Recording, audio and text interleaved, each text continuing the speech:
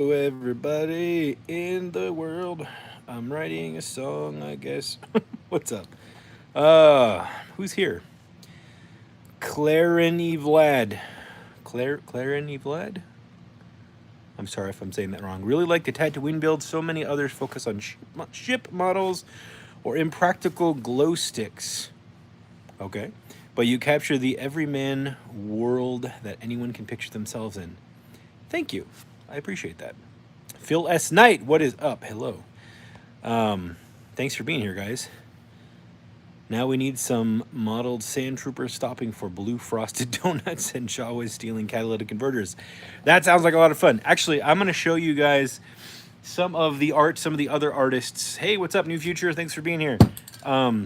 So I'm going to show you guys some of the art the other artists contributed to this have made, because I haven't shown that off in a while, and the whole point was to share our art. And so I'm going to pull some of that down and just go over some of that before I get into my part of the build tonight. I got 3 more buildings to work on, and then we just got to weather everything. And I counted, I've actually made 14 structures. 14! What's up, Mr. Mom Collectibles? 14 structures. What's up, Doug? For this experiment. And so I don't know if I call that experiment as much as it is more just like a giant diorama. I think it's no longer an experiment because it's like a big thing.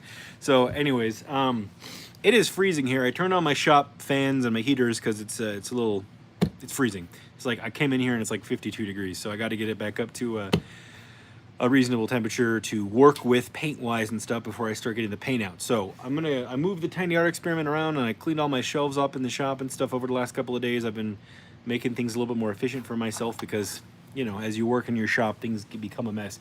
I also need to give a big shout out to somebody who tagged me in their or in a comment, Emil Flognoid. I'm not sure if that's how you say it, but that's how it's spelled.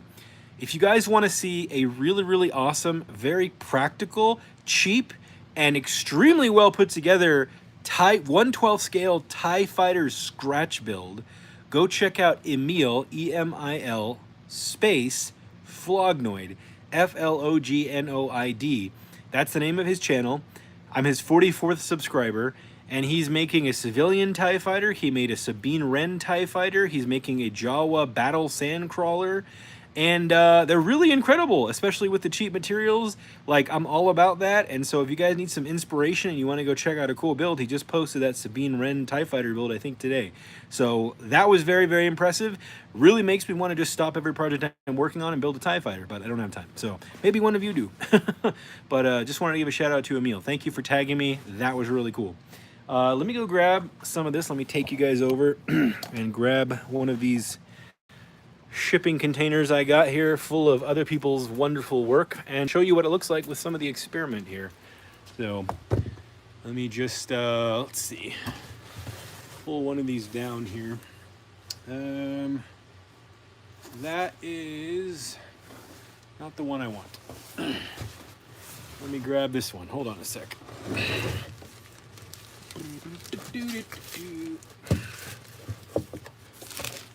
It is freezing cold here in northern Nevada. It is snowing and it is crazy. Okay. This shipping crate came from Norway. So let me take you guys back over with me. If I can get through here without knocking anything over. Hold on. It's a mess in the shop. Da, da, da, da. It's always a mess in my shop. Okay. Let me just put this back here. If it'll fit. Woo! Okay. So, just going to show you a couple pieces. I don't want to spoil the whole surprise for the reveal in February, but I will show some of these. All right. So, we had a wonderful artist from Norway. He sent this whole thing from Norway. And why is his name eluding me right now? He's been in the stream several times in the last couple of months. Oh my goodness. Johnny Simpleton, sorry. Johnny, I forgot your account name for a sec. Johnny Simpleton made this. This is like Lucasfilm miniature set level stuff. Like I feel privileged to be putting my art alongside this. So let me show you. This is one of the set decorations that he made for the tiny art experiment. Let me move the camera out of the light here. Sorry. Okay. This is one of his set decorations.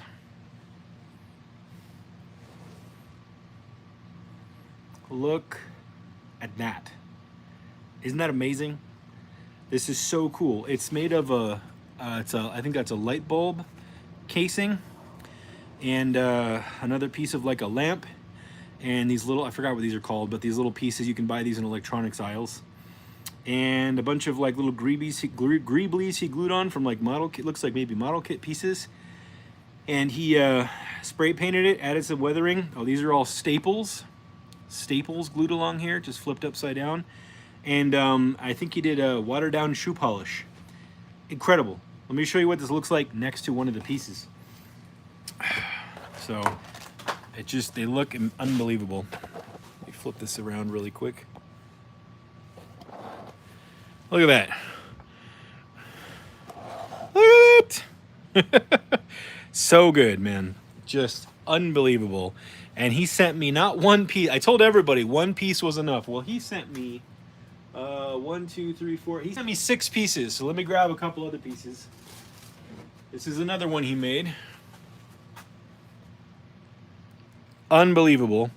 You see there, that's a piece of a plumbing section there. Or a light. Flashlight, I can't really tell. It's like a heat sink. There's a little flash bulb piece from a bulb there. Just absolutely incredible. I see my lens is a little dirty. Hold on, let me clean that off. If I can find a wipe. Hold on, let me clean that off before we continue. The face grease on the lens. Thanks for being here, Fishnet. Who else showed up while I was walking around? Sam Edwards, what's up? What's up, everybody? Thanks for the likes. Wow, 21 people already in here and 12 likes. You guys are incredible. There we go. Just look at that. Okay, let me grab another one, a couple more of his pieces here. I won't show them all right now. Here's another beautiful piece that he made. These very, very indicative of moisture vaporators. It's another beautiful piece that he made. Can't even, it's too big here. I can't even get it in the frame. So check it out. Just look at this. Look at that. It's so good. Oh my gosh, it's so good. And he made these really incredible pieces of junk. Oh, I'm sorry, he sent 7 pieces, not 6. I told everyone make 1 and he decided to make 7 because he's a madman. He made this beautiful hunk of craziness. Look at this. Like some of these pieces, I'm just like, I feel, oop, we'll pop that back in there. But these are just insane. Look at these. Like this is pro level stuff, man. So this is what we're going to use. So this is the stuff other people made that's going to decorate the set that I'm making. And then we're going to have Plastic Action, Sergeant Bananas, Work More or Less, and A1 Groundwalker photograph it. So we're going to have 3 professional photographers and 1 hobby photographer take photographs of this beautiful work that we created together. So this was the whole point of this, and it's like finally coming together. My whole plan was to try to do it in a year. Well, we're approaching a year and a half now. So it's looking like it's going to come to fruition in about a year and 10 months. But it's worth it because it's just so much cool stuff here. So I won't show you the other pieces yet, but let me grab something from another artist here. But just Johnny Simpleton, just amazing. Here, let me flip the camera back around. Boop.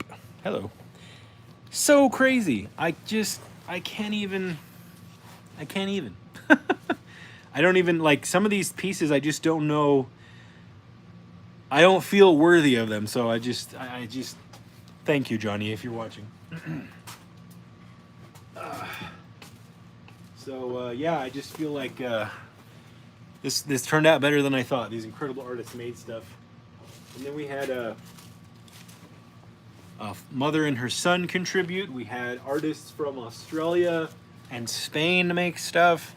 So let me just put these back. And let me go grab one more thing here. I'm going to leave this behind me and I'll put it away later. Right. We're not worthy. Okay, let me grab. I got 4 more boxes of stuff up here that people made. So let me just grab. What do we got in here? Which ones are these? Ah, okay. I'll show off a couple pieces in here. I'll do some more maybe next week or the week after. So this one, I'm going to forget everybody's names here because it's been so long. This is a trash collecting robot. And he gave me this metal plate because his feet are magnetic. And he's got a little magnet. I can even play with this. He put a little crane in the back with a magnet so that I can pick up magnetic pieces. It's like, it's not meant to be played with, but he's like, I'm gonna make play features for you. So he put these movable legs with magnetic feet and a little magnetic thing, and he made all this trash. So we've got a little trash collecting bot and a sled that's magnetic. So we can put this in the base of the diorama, put sand over it, and he can magnetically hold himself in place. Got a little trash sled with a little trash tray. With all, like, I can take all this trash out and put it around and decorate the set with it. Just so cool. This was made by Louis LaPont, I believe. So, what's up, Matt Logic? Hey, thanks for being here. Thank you for being a channel member. So this is some insane detailing these people put into these. I just came out, I am so impressed. So we have this beautiful character. This is a hand sculpted action figure, the whole thing. They made the wire frame so I could put it in. I might put this into like a, I have to set this up so that it can stand on its own before we go. But she even made it so I can, if it needs to be bent and like posed, it can be bent and posed a little bit, not crazy. But it's supposed to look like a water bear. Those little, what are they called? The microscopic organisms. She's got 2 of these. So this is one of them, and there's a little smaller character. And you can go see the build and the artists, that all these artists on the Tiny Art Experiment Instagram. So this was, I believe this is the one from Spain, if I'm not mistaken. Spain or Australia, I can't remember. I'm sorry, I got to go back through everybody and get all their, because I'm going to print plaques and stuff and put them in the experiment next to everybody's work or near everybody's work. But just look at that, hand painted, hand sculpted, just insane. We've got, these are some beautiful pieces that Terraformer sent to go with his set piece. These little detail pieces that he made. Tardigrade, thank you. Claire and Evolved's got it. Tardigrade, that's the word I couldn't think of. Famine Studios, what's up? I am feeling great. These beautiful pieces that Terraformer made.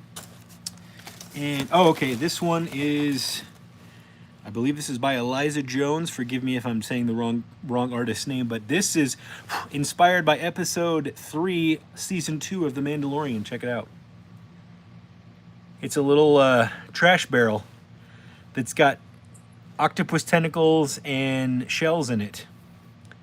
So we can have our little people standing around next to the trash, just like, you know, eating their stuff. I love this. Like, I love this. Yeah, Eliza, sorry, there we go. Eliza. she signed it. I forgot she signed it. Eliza Jones, yep. And her son made something for us too. I don't think I have it in this box. This is another box, but this is, Eliza made this. She also made the Tusken Raider hut. So she made these really, really cool pieces. And this was made by, I always forget how to say the name, but it's 3 Lessie. I think it might be Blessy. So it's 3 Lesie on Instagram, and they make tons of custom figures and vehicles all the time out of like reused parts. So this is one of the custom droids they made. Look at that, posable and everything. So 3 Lessie made like, I think it was like 8 figures for us and 3 speeders.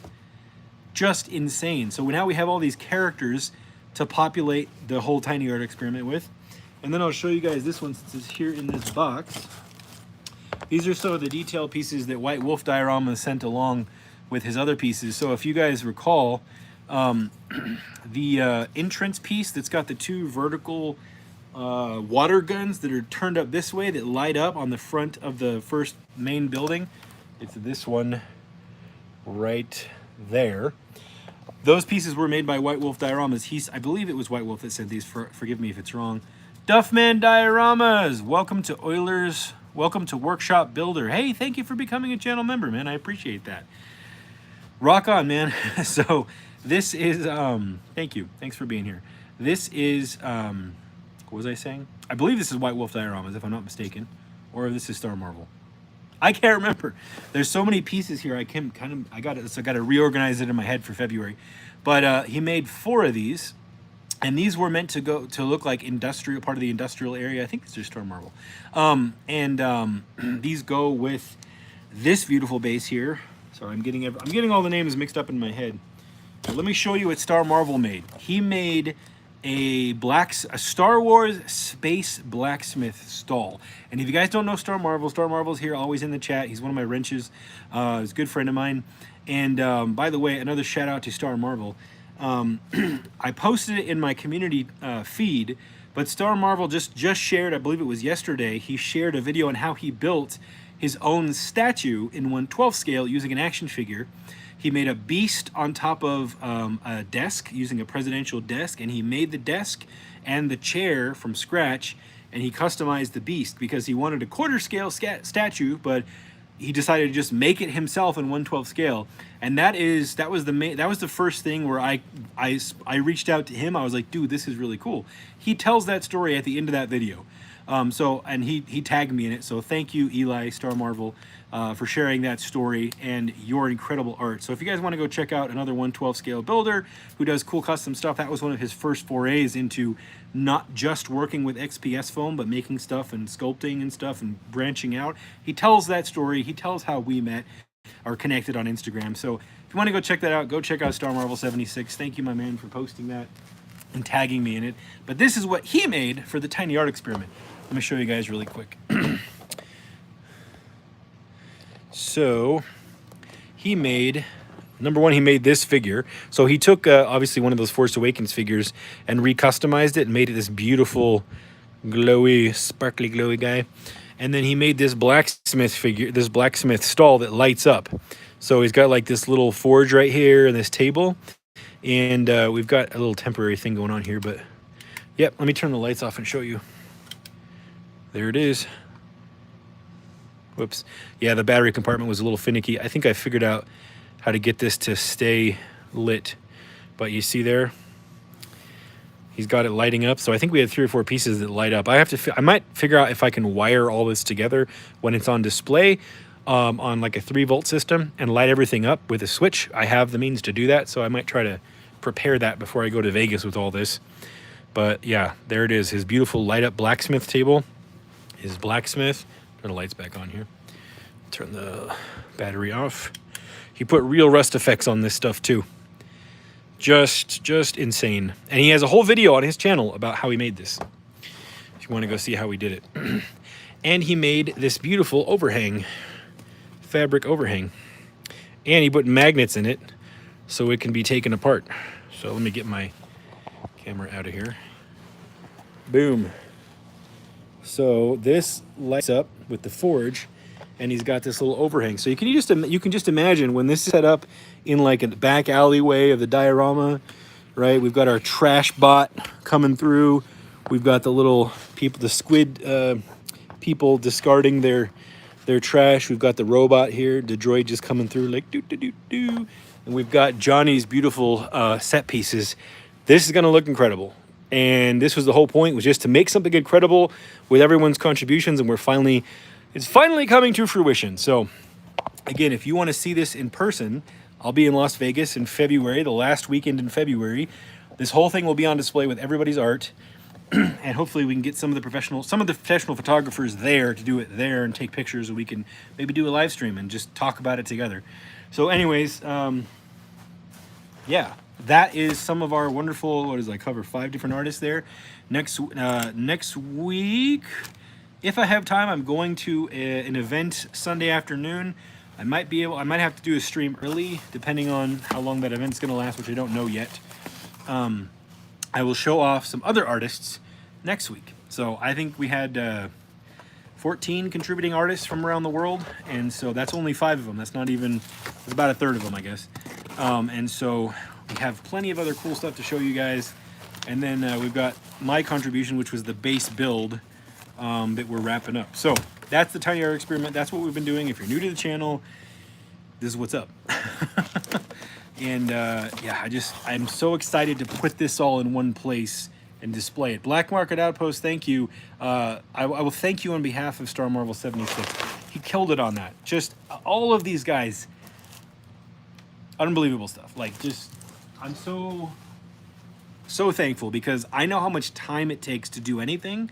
As somebody who makes stuff like this, you know, now for, you know, working towards a full living doing this, it takes so much time, and this is a volunteer project. That's why any of the proceeds that I get from these live streams or video, well, the produced videos they didn't monetize, but the live streams, I can't shut it off because it messes with all the other YouTube stuff I have right now, unless they separate that out. But anything I get on these live streams for the tiny art experiment is going to funding getting it to places, or getting an artist to it, or shipping it to an artist, depending on, or a photographer, I mean, depending on how we have to work it out in the future. So all those funds are going to that, because it's a volunteer project. So I'm going to consider any of that stuff essentially donations to help out whatever the project needs to be taken care of, or to get somewhere, or to get someone to it that needs to see it, or if we need to ship it, or whatever we need to do.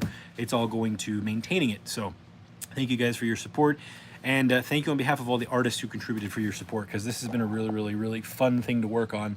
Unfortunately, I had to take 2 or 3 big several month-long breaks in the middle of it, just because life happens.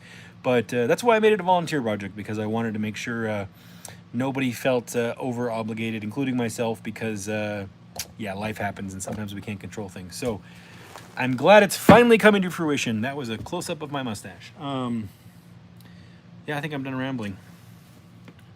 Hair's not that messy. It's finally warming up. All right, now that it's warmed up, let me just get my stuff on. What's up, Trevor? Yes, Trevor. My goodness, 1/6 shooter, guys. If you guys like 1/6 scale toy news, or you collect Mythic Legions, or soon-to-be Cosmic Legions from Four Horsemen Studios, go check out 1/6 Shooter's channel, by the way, too. Trevor is an amazing professional photographer.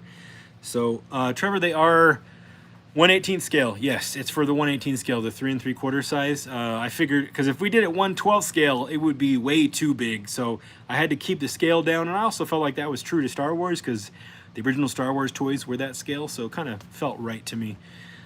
So anyways, go check out Trevor if you guys are into 1/12 scale knights and armor and fantasy stuff, and soon to be space stuff, and photography, as well as 1/6 collecting. He does a show called 1/6 Pack whenever he gets a chance on Fridays, and that's always fun to watch. I stop by and annoy him with crazy comments too whenever I have a chance. So thanks for being here, man. Okay, 3 buildings to finish, well, pre-moisture weathering, and yeah, I think we'll be able to get those done. Yes, it is cold out there. Yes, Trevor, I cannot wait for everyone to see it, and I cannot wait to see it, because I've technically never seen it all put together. I've seen all my buildings without detail sitting in the sand, which was very exciting, but I haven't seen them all together with detail with everyone else's art yet. So it's going to be exciting for me. So I'll try to film as much as I can and live stream as much as I can when I'm there, when it's appropriate for the setting, to share it all with you guys. And if you guys can get out there, all the better. I know we got White Wolf Diorama said he's coming, and 2 other artists said they may try to make the trip out there. So we'll see who shows up. So let me, apron, that's what I was doing. Brain fart. Apron. What do we got? Ever consider a white building sequence with real snow like Hoth? That would be very cool. I am building a Hoth diorama for somebody, and it's been taking way too long, like everything else does. But I'm hoping to get this tiny art experiment wrapped, a couple of commissions wrapped, and theirs is supposed to be wrapped very soon here as well. So I'll have a cool hot diorama to show you guys. That's going to be a produced video that, of course, I will share with the channel members first, and then with everybody else. The channel members already have the whole head video, how I built the head of the AT-AT. That's been available to them for a long time. I'm going to probably release the neck video to them soon. I keep forgetting to do it, but I've had it ready for a while. But the whole build is going to be released publicly, so hopefully I'll have that ready in the next few months for you guys. Well, at least I'll have the build done. The video might take another month or two because editing takes almost as long as building sometimes, because you have to go through all the footage, and if you take too much footage like I do, it takes a long time. Okay, that's enough rambling. Let's get back to the build. Okay, so I decided to insert myself into the diorama because I'm a narcissist. No, just because I decided that this is my favorite building that I made because it's simple. And so I put Euler up here in Arbesh, just so I had a place in the diorama, I had a name, and I'm thinking after doing this, I might put every other artist's Instagram name in the diorama, or personal name, in Arbesh somewhere as an Easter egg, so all of our names are in the diorama. This was just kind of a test, basically, is what I was doing to see if it would look all right. So I might go through the diorama and put every other artist's name in Arbesh. I'll probably do that off screen. I was just testing this out. This didn't actually really turn out in a way that I liked, so I'll probably change the way this looks. But these two buildings were actually the first. These were the first buildings I built. I think I said that one was, but that was the first large building I built. These were the first buildings I built. I don't know if you guys can tell, but there is a slight tonal difference in these two colors than there is on this one, because I actually used a different color brown before I got to the French beige in this, and then I had to recolor it. So there's a slight tonal difference, but it still works with these two. So I wanted to do a little bit of paint work on these, and then to make it feel more incorporated, excuse me, into the rest of the diorama. Troy is working on a snow diorama at the moment from the Mandalorian Spider Snow Planet. Yes, awesome. I think somebody else tagged me that they were working on one as well. They were asking me for suggestions on how to do it on Instagram. I gave them 1 or 2 pointers, and then they sent me an update pic, and it was like they were done with it in like a couple of days. I was like, whoa. Well, at least not done with it, but like way progressed on it. Okay, so we've got our lovely paints that we use. I keep saying Bimini blue, but I think it's Bimini blue, like the Bimini Road. Mosaic blue, which is really more of a purple. And our umber that we can never cook right. And let me get my brushes. I just chugged a peppermint mocha from Starbucks. I got myself a small one just to pep myself up. And yeah, it apparently has enough caffeine in it to wake me up when late in the day. Wouldn't be enough in the morning. Anyways, there's this. So, details. Oh yeah, and back here I wrote George 77 for George Lucas 1977. So this says George 77 in Arbesh. Arbesh, I don't know how to say it. Arbesh, something like that. So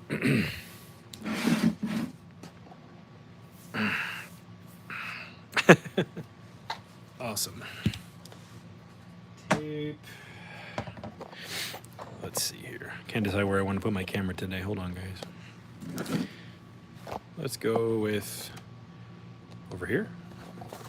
And let me lift it up a little. We'll have a better view that way. Oh, and if you saw on my Instagram, oops, and on the Tiny Art Experiment and on my personal, I posted a reel and an image of this. I just sketched this on poster board, a scrap piece I had, and cut it out and put it on with pins and used my airbrush and sprayed the edges and pulled it off and left a stencil, like a Banksy sort of style stencil of the Rebel logo on one of our buildings. So like the Rebels came in and graffitied the town. I might put another one on one of these other buildings. I don't know if I want to do too many of them. 1 or 2 is probably enough.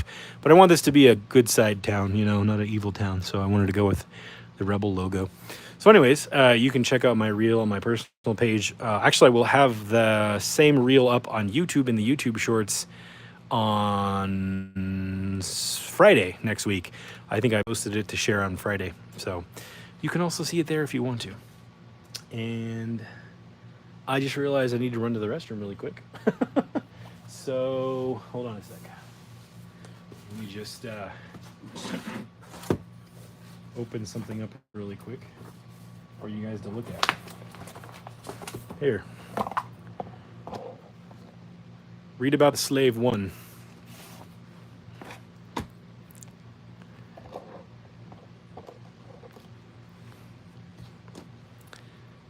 I'll be right back.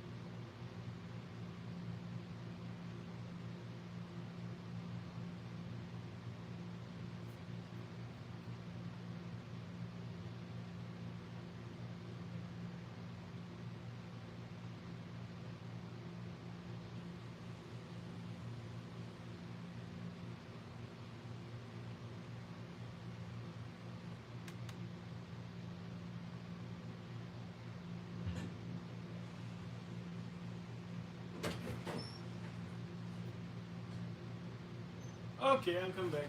Sorry. Exciting live stream. So there's your intermission for the stream. What did it say? I haven't read that one yet. I'm still reading through little bits of this book. I love this book. Expensive book, but it's a cool book. All right. Let's get back to the build, shall we? What do I want to put on here? I don't know. Something pretty. Maybe we'll do a line around the dome. Just make it up as we go. Bob Ross says, time to be brave. Do a happy little line. That sounds wrong. You know what I mean. An acrylic paint detail line. Not that kind of a line.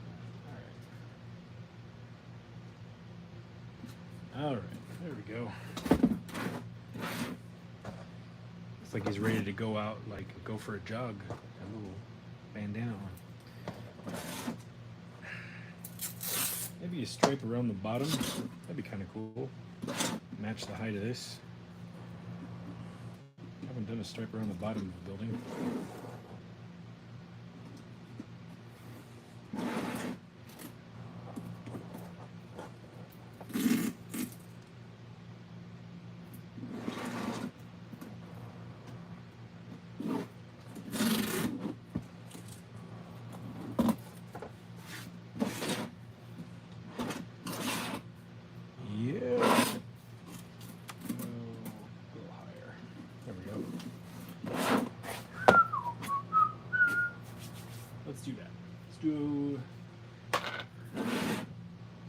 Purple on the bottom, blue on top, darker on the bottom, light on top. That sounds good to me.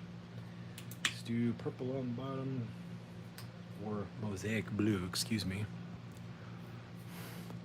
Robert Evans, What's up, everybody? Thanks again for stopping by on this Sunday evening. And we'll use this brush today. This brush today. Let's rock. No. School of Rock reference. Coffee has activated my ADD. Alright. I'm gonna do like I've been doing, whoops, a little touch up right there on the paint, where I do sort of a blur going down. I kind of like the way that looks. I've done it on some, I actually did a lot of work off build this week, off camera, excuse me. A lot of work on the build off camera. And I'll show you what some of that looks like at the end of the video, at the end of the stream if you want. It's just techniques that we've already done together.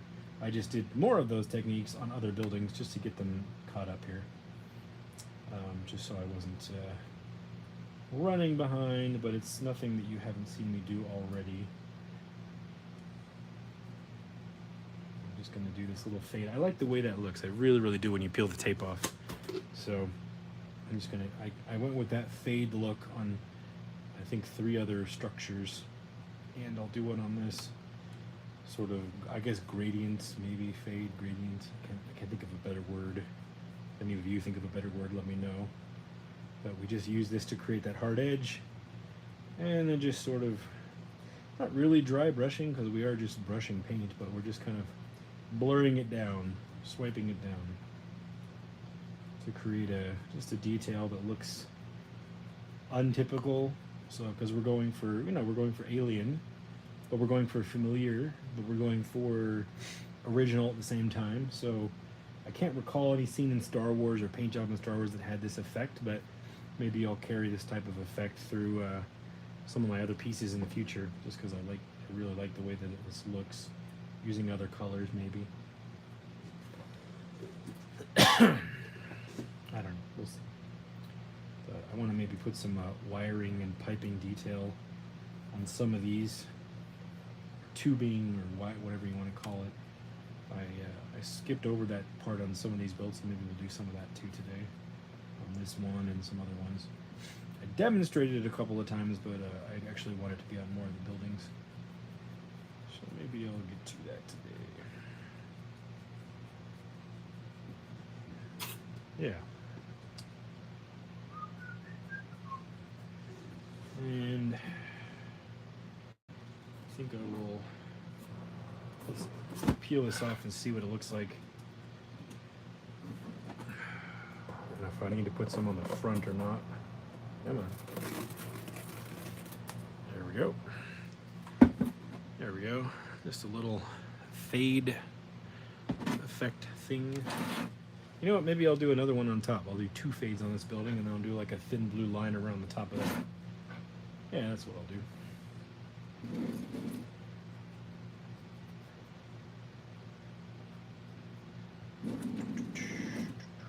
My first 2, I know it's funny, I think about these colors, the sort of purple and aqua, blue and purple. I was calling it blurple before, this color combination. I know it's, it's a common color combination you might like or see, but I remember as a kid, I really loved this color combination. I don't remember if there was a reason. Actually, now that I say that, I think I remember the reason. I think I remember the reason now. So, I think it's because of the Hornets. Is it the hockey team? I think they're the Hornets. And not because I was a hockey fan, but because I had my cousin, his name is David. He passed away a couple years ago. But my cousin was sort of like somebody I had fun with and looked up to. And I went to a swap meet. I'm just remembering this right now. I went to a swap meet with him in California, and I remember he was looking for a new jacket, and he just wanted something that was cool, and he wasn't necessarily a fan of hockey, but I remember him, we went into a stall and they had all this cool sports stuff, and they had a Hornets jacket, and it was this Hornet, and he was for the team, and he had the colors of the aqua and the turquoise, or the turquoise and the purple, or the aqua and the purple. And I remember at the time just thinking it looked really, really cool. And I know my cousin David really liked it, and I liked him. And so I think my brain just associated those colors with a good memory. And so I've always gravitated towards the color combination in certain things, you know, not in all things, but in certain things, in highlights or in accents. Always liked it. I think that's the reason. I was very young. I was probably like, I don't know, like 7 years old, 6 or 7 years old. So, and he was a lot older than me. He was like 14 or 15 at the time. And so he was kind of like my cool older cousin who took me around when we'd go visit him in California, go visit my family in California. So I think that's why my brain, I think I just realized here live on the stream, that's why my brain picks these colors sometimes. And I was going to bring up, because I started thinking about the other things I have in this color. The first two lightsabers that I ever bought, like replica lightsabers, I bought from Ultra Sabers, just because I wanted some lightsabers to goof around with and, you know, fight people with and just play fight with and have on the wall and twirl around. I bought two Ultra Sabers. I bought a blue one that was very turquoise blue, and then I bought a purple one. So my two first lightsabers were purple and turquoise, and I swung those around. If you go way back through my Instagram, you can see me twirling them around in the snow right before The Force Awakens came out. So I had some friends over to watch the original trilogy projected on the wall in my workshop, and we projected it on the wall, and I made a custom DJ system. I used to DJ a little bit for my friends, and I built a custom DJ setup and custom speaker cabinets, and we had a little Star Wars party at the shop. We projected the original trilogy on the wall, and while we were watching the original trilogy at the shop, it started snowing crazy heavy outside. And at the time, I had Kylo Ren's lightsaber, and I had my purple, and because it had just come out, and I found one for sale at Walmart, and I bought it immediately. And so I had Kylo Ren's lightsaber before The Force Awakens came out, and I had purple and blue Ultra Sabers. And there's a video on Instagram, on my Instagram, if you go far enough back, of me and my friends battling each other in the snow on that night with those three lightsabers. So, anyways, there's my purple and blue story, which part of it I just remembered on stream. I'll have to touch that up. Oops, that's okay. Okay. It's amazing when you talk live on the stream and you talk your thoughts out loud, how much more you remember. I think I've remembered more about some of my stories growing up talking on stream than I have when, like, my wife will ask me, hey, why do you like this? And I'm like, I don't know, but talking it out, like, I totally start to remember it. Also just realized my phone case, my phone case is purple and turquoise metallic. So yeah, I really like this color combination, and I keep forgetting that I do, and I think I just remembered why I do. So anyways, there it is. So I'm going to do a little line right here just to carry it around.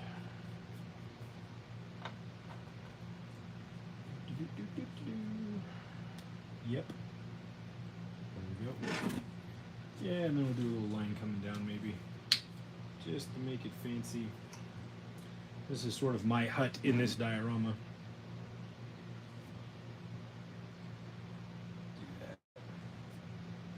Makes sense they would have some purple and blues.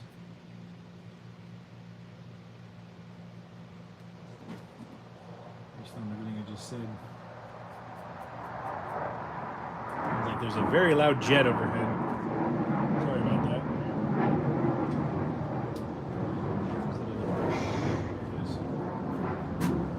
Alright, let's do a blue line. Some blue details of some kind. All right, let me look at the chat. Sorry.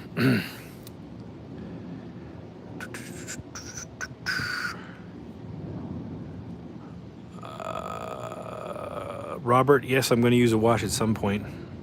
Magic School Truck's a hockey fan.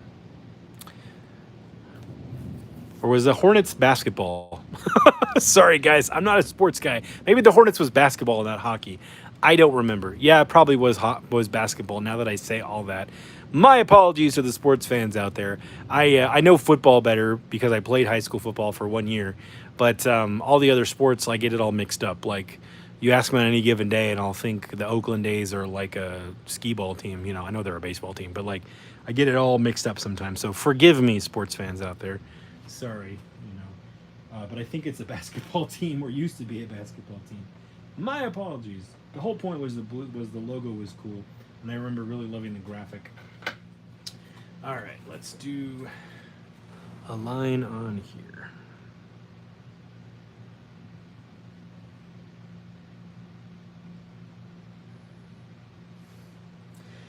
And I don't mind if this is not a super hard line if it breaks up a little bit because it'll make it look a little bit weathered. So I am fine with that. I have a feeling I'm going to have to bring a bunch of repair stuff down to Vegas. Whoops, down to Vegas with me. A little too much there. That's okay. Because the more I move this around, the more I keep finding little areas that weren't covered with as much tile grout as I keep moving these around the shop. If I'd only moved them once or twice, it probably wouldn't be so evident, but I keep moving them, so I'm discovering all the little weak areas, like right there. So I have a feeling I'm going to need to bring repair materials to Vegas and touch it up before I put it on display. That's okay.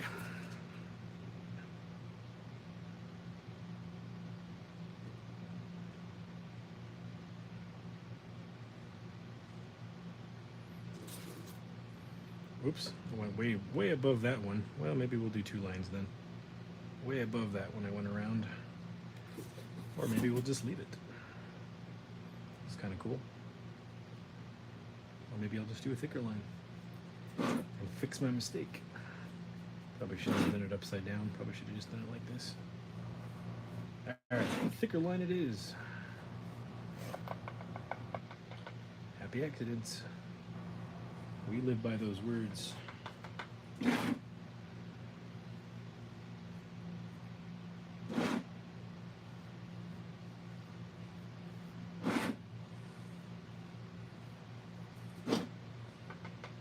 All right, thicker line it is. That actually looks pretty good.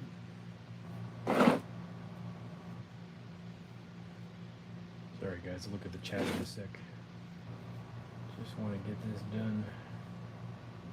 I don't mind if this is rough either, because I'm going to be taking some of the paint off later, or while minimizing it. Okay, and I want to do some dots, some blue dots, maybe some purple dots. Charlotte Hornets is a basketball team. Thank you, Samuel Edwards. Sorry, I said that whole story and I was saying hockey, probably because people keep thinking my name Oilers Workshop is an Oilers hockey team, like I think from Canada, or maybe northern somewhere northern in the country. I can't remember, but there's like an Oilers hockey team.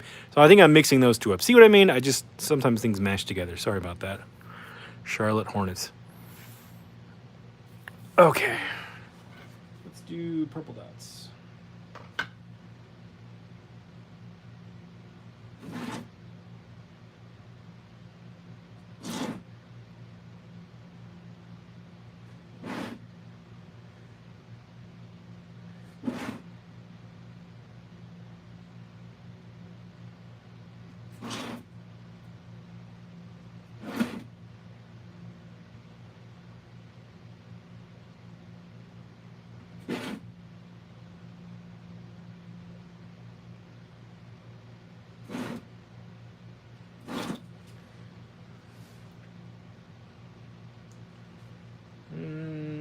Do I want more dots or blue dots in between? I think I want more dots. This line needs to be thicker here. That's dry, it looks different. There we go. Okay. More dots.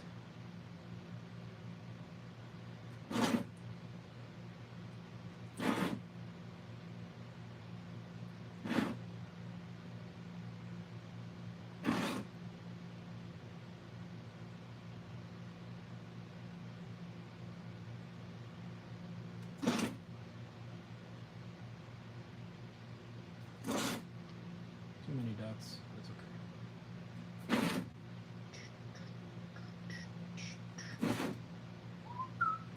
There we go. One more dot.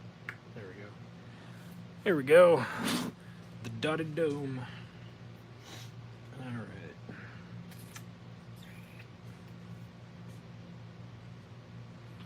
And maybe I'll do a turquoise stripe around the other part of the door. This one I'm adding more detail because it's like sort of is my first hut, so just for this is for my own Easter egg. Other ones I probably wouldn't go into this much detail.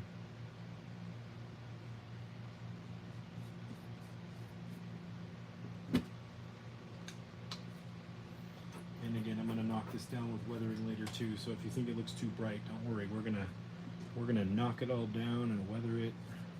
I call it knocking it down, but that's probably not the right term. I think I showed that in a previous stream, one where I already knocked it down using a sponging technique and washes. So if it seems too bright, it's okay. It'll get toned back down later. Like that's pretty heavy right there, but that's okay. We'll come back and unheavy it later.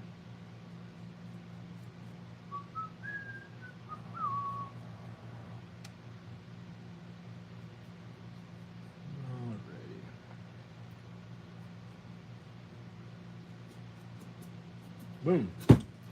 All right. Stripey. All right. I might paint over these stripes. I don't know if I like them. I just kind of did that as a test, so I might paint over those completely, but let's go over to this building. We're not going to go crazy on this building. I'm probably going to keep it really simple on this one. Just a couple of highlights, little areas, you know, nothing insane. Nothing too wild. Just some blue details, maybe like I'm feeling like a line here. Thin line. I did some very thin lines on a building that's completely done. The only one that's done. That looked really good, so maybe I'll carry that over here. And then just some dots.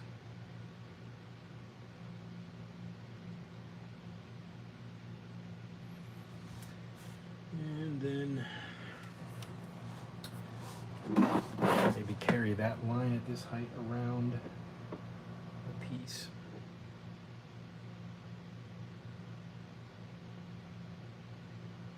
Just do it really rough. Just eyeballing it right now. And I'm going to do it so that it's rough so that it kind of fades a little as I brush it on. There we go.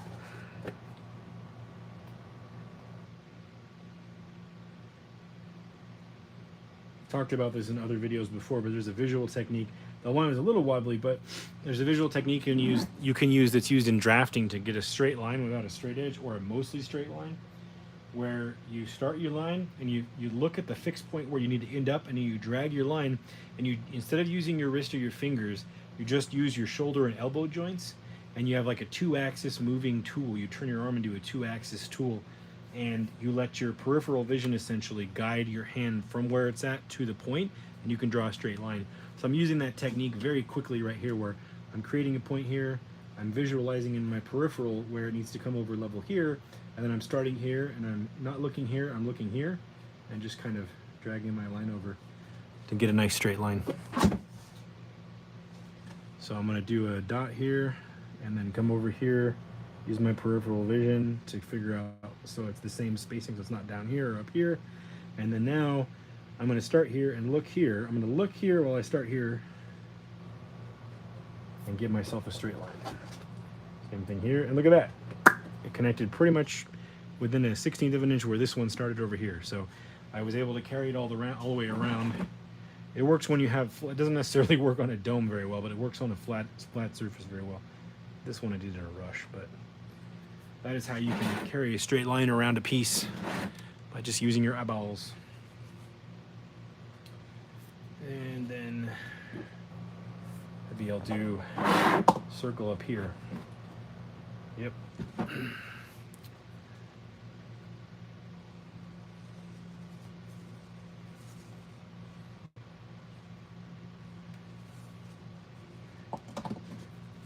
Ta-da! And I feel like I want to do another one now that I did that one, but I need a bigger ring. have a bigger ring. Bigger ring. I have this that's full of nasty water. Oh no, I have one over here. I have a mixing cup. Boom. Just get that level. And just go around and do that.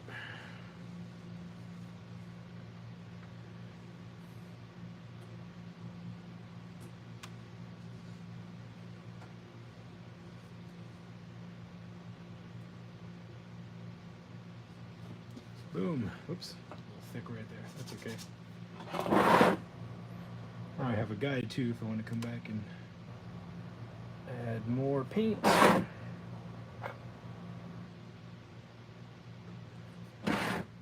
can do that.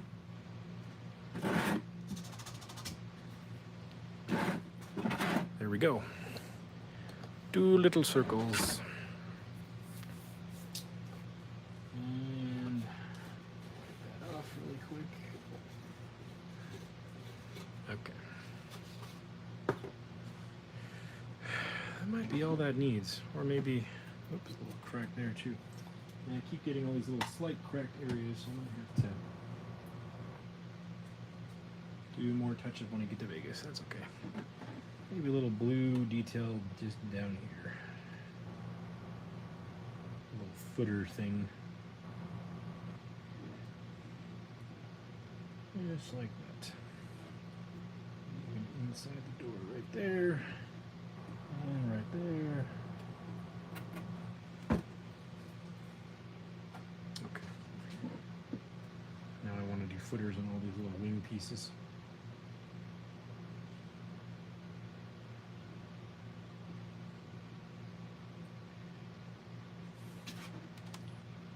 There we go. Some more paint. Come on.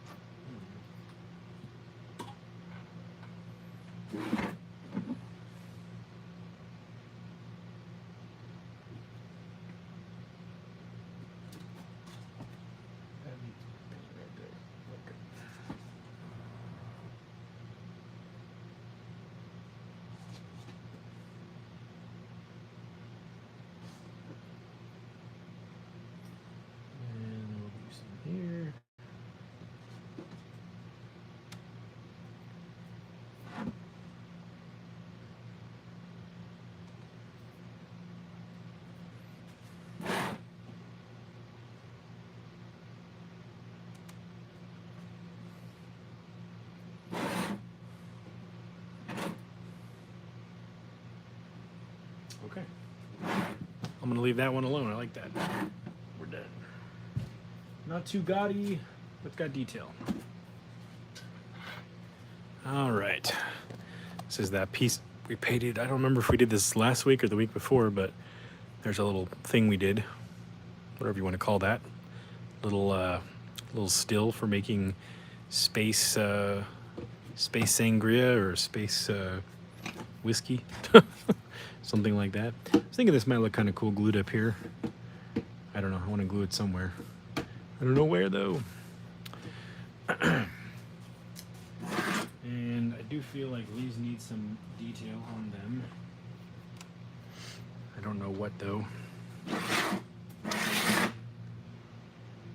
little touch up needed in there. Well, let's see. Let's do a blue stripe around the bottom of these big fat columns. Seems correct, or correct. Seems like the right thing to do. Let me go ahead and pull the tape out for this one. Let's do a tape guide.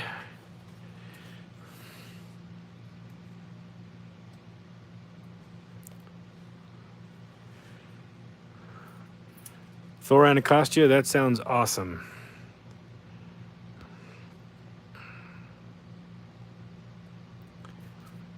All right.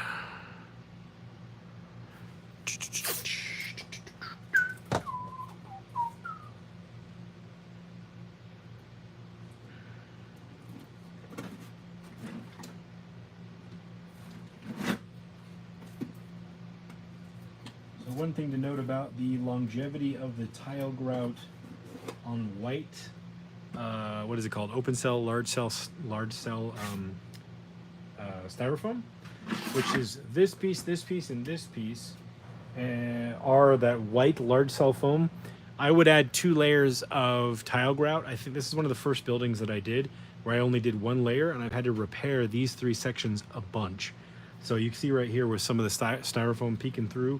It's just, this stuff is very weak and brittle. The underlay, I mean, not the tile grout. The tile grout is nice and strong. But even a thin layer, if you push in the wrong place, it can crack.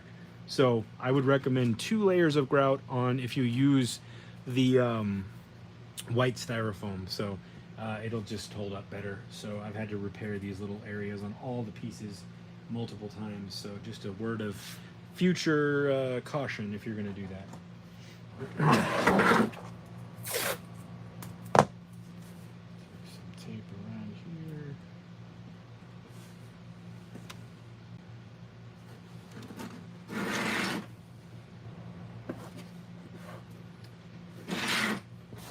And maybe I'll do a line coming up the inner edge here.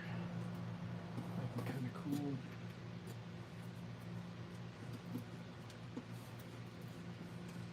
Oops. That's not level. Come on. You can do it, Oilers. Calling myself Oilers. Look what your people have done to me. No, just kidding. Calling myself by the name other people call me by.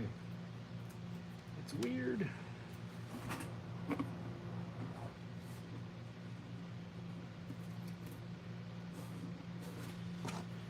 Okay. Come on. There we go.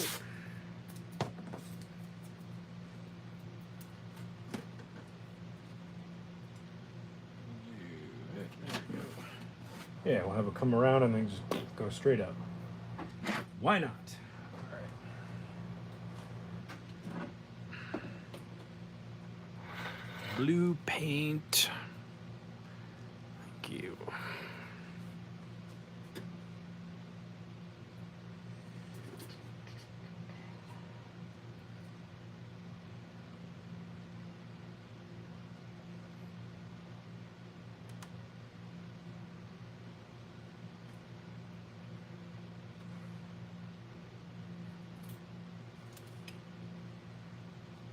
Nothing too fancy here.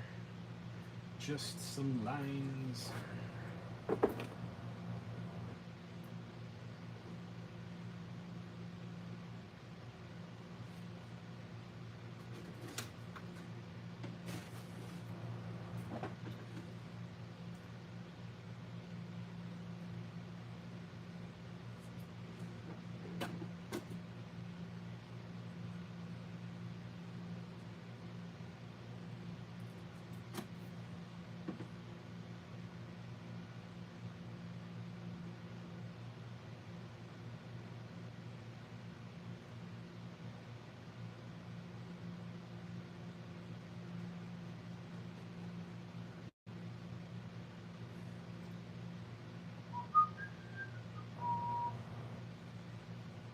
Kind of just using this as a pre-guide, then I'm going to peel the tape off and touch up my lines, make them a little more level. The tape is just kind of a little bit of a I don't know what to call it other than a pre-guide. It's a pre-guide. So like I'll use this as a visual reference to keep this line straight without tape. This edge here.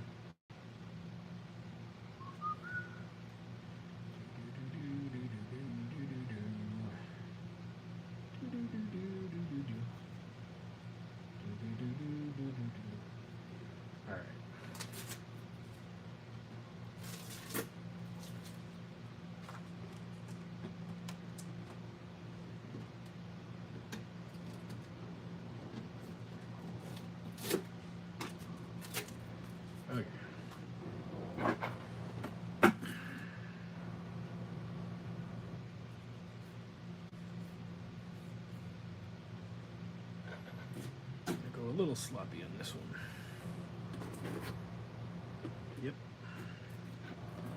Bueno.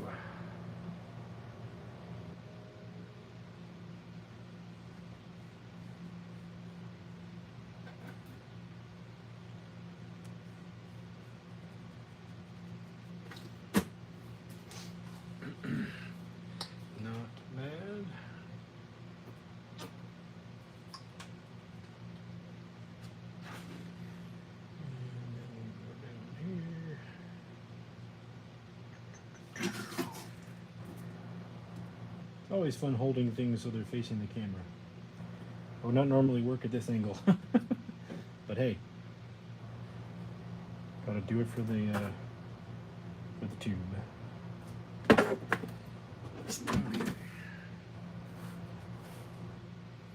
Carry this line around.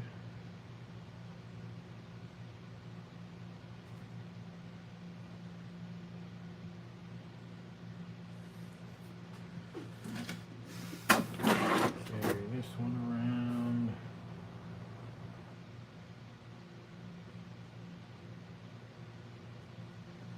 And probably continue it up here. This one needs to move over here.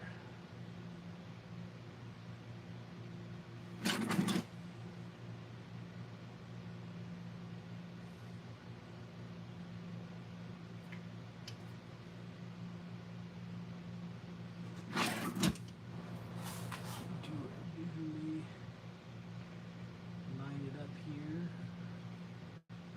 with my eyeballs.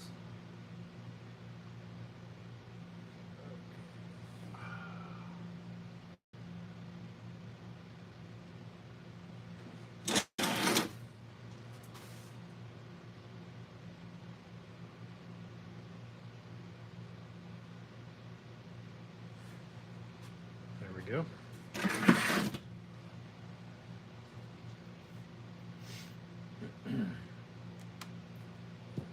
That's good enough, I think. And do I want to do anything up top? I don't know. Check the chat here, guys. Thanks for being here again. Do do do do do do do do do do do do. Okay. Maybe something up here. Maybe we'll put something in Arbesh up there. Let me pull something up on my iPad really quick.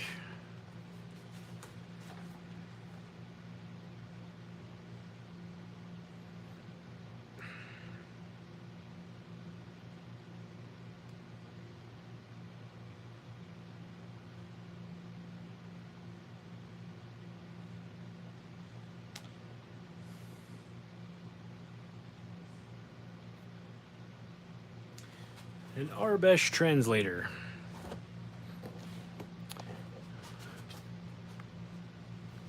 Let me plug this in. My battery's getting weak.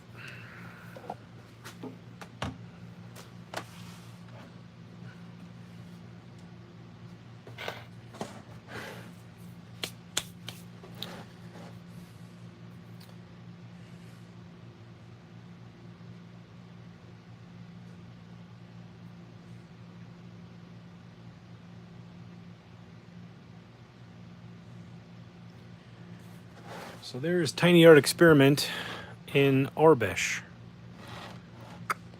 So maybe we can write that in. Bob Dylan, inappropriate, bud. All right, not on this stream, sir. Alrighty. But thanks for coming by. Alrighty. Keep it family friendly on the art channel. Alrighty. Tiny Art Experiment in Arbesh.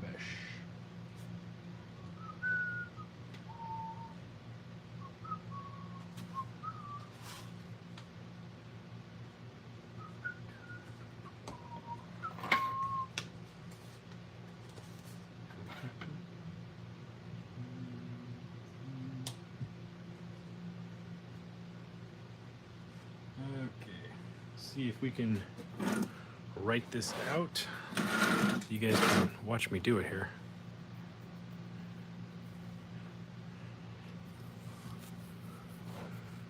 Germ 3090, thank you. Magic School Truck, we don't have a name for the town yet. So, no name for the town yet. So I'm still open to names for the town. Just set this over here. I have not come up with one.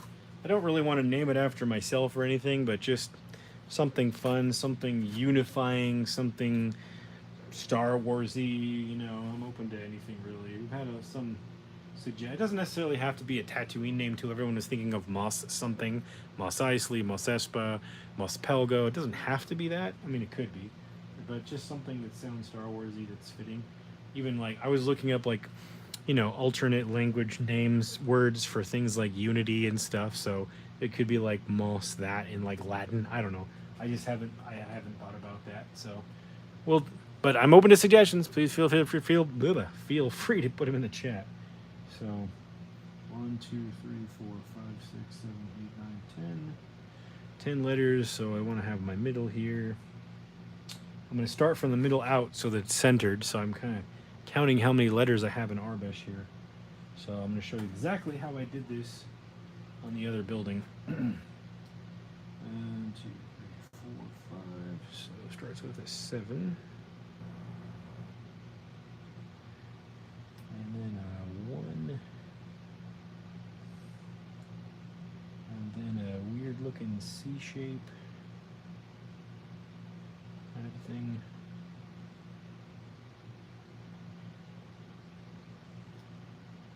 And then a V.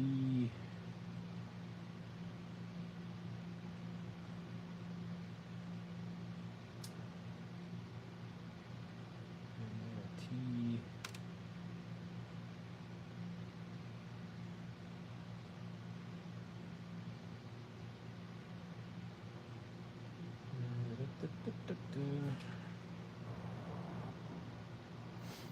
And then a weird C-looking shape thing. Yep, it's probably not ideal, but that's okay. And with an A kind of a thing.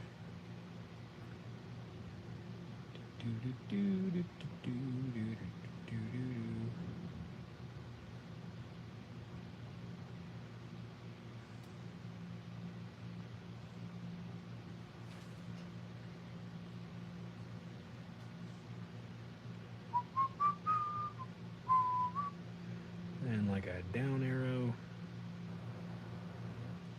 Let's be a little sharper there.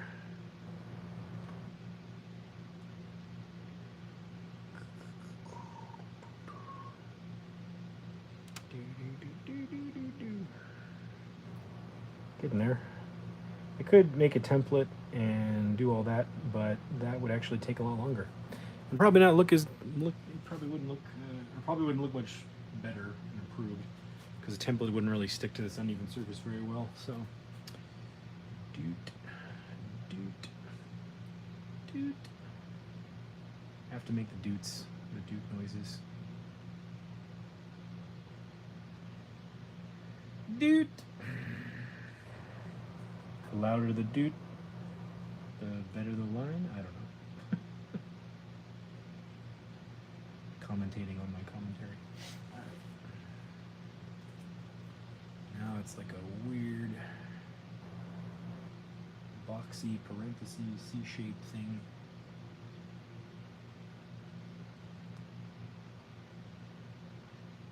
I feel like by the time I'm done with this diorama, I will have learned Arbesh, at least how to write it.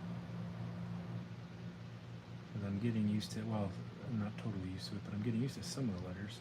Some of the letter combinations throw me off a little bit. I could probably look it up in some Star Wars encyclopedia somewhere, but I haven't taken the time yet of explanations of why things are done a certain way.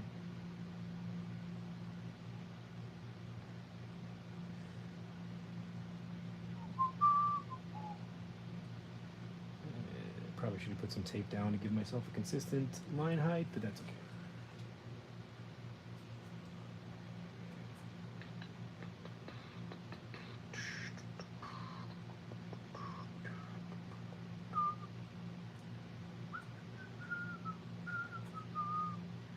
Keep on rocking in the free world.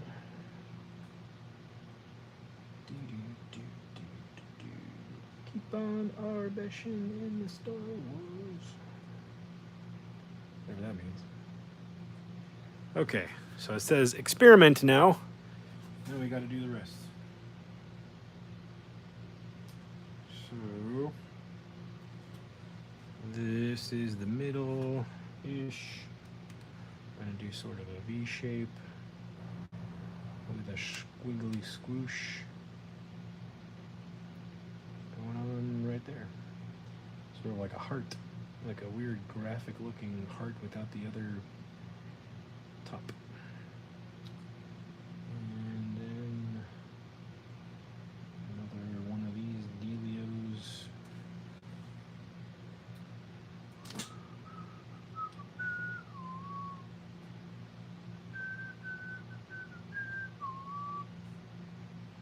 Keep on painting in a free world. I don't know why that song is in my head, but it is.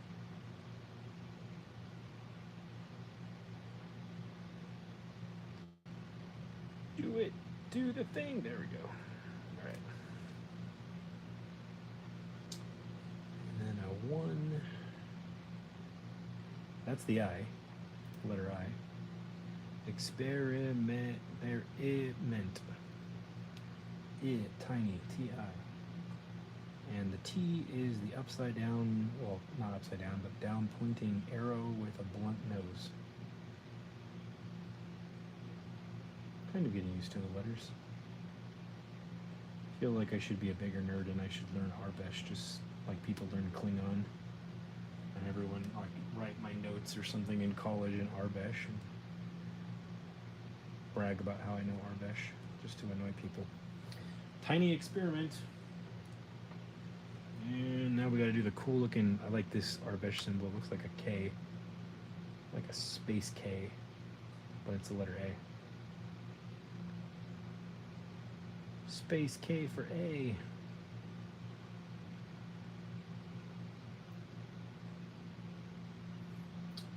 And the R is the 7.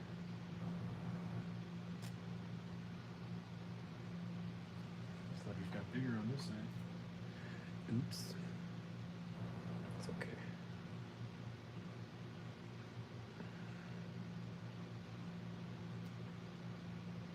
A-R-T. And there's your arrow again with the blunt nose. T. Art.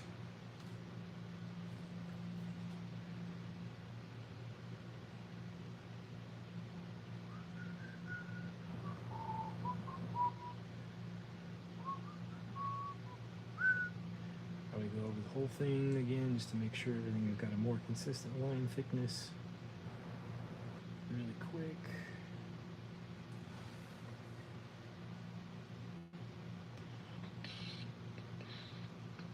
Almost there.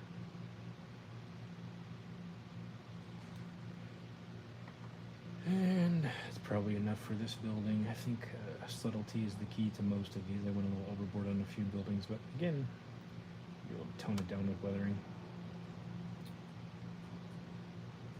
But that's I'm learning on this one just like you guys are, what works and what doesn't, or what's visually pleasing and what isn't. So next go around on a Star Wars set or build, I will have the experience under my belt and you guys will watch me do it. So hopefully you guys are will remember little things I did that you didn't like or you did like, or little things that will help you decide on your own what you want to do. There we go. There it is. The K is a little big, but that's okay. I can go back over it with touch-up if I want to. Mr. Mom. Mr. Mom, that sounds like fun. Mos Artis, since the designer, that's pretty good. Las Vegas. That's a good one. Those are good names. Mos Amigos, that's a good one. Oh man, I'm gonna have to, hold on, I want to do a screenshot of this chat really quick. I don't want to forget those. See if it'll let me do it. Oh yeah, all right, I just screenshot your comments so I don't forget them. Bob Dylan says Tamasak means unity in Moroccan. That's nice. I like that. Tamasak. I'll have to look that up so I know the pronunciation. Most juntos. Terry Cooper! What's up, man? I don't know if you're still watching. I might have missed that a few minutes ago, but guys, Terry is here. Terry is one of our contributing artists.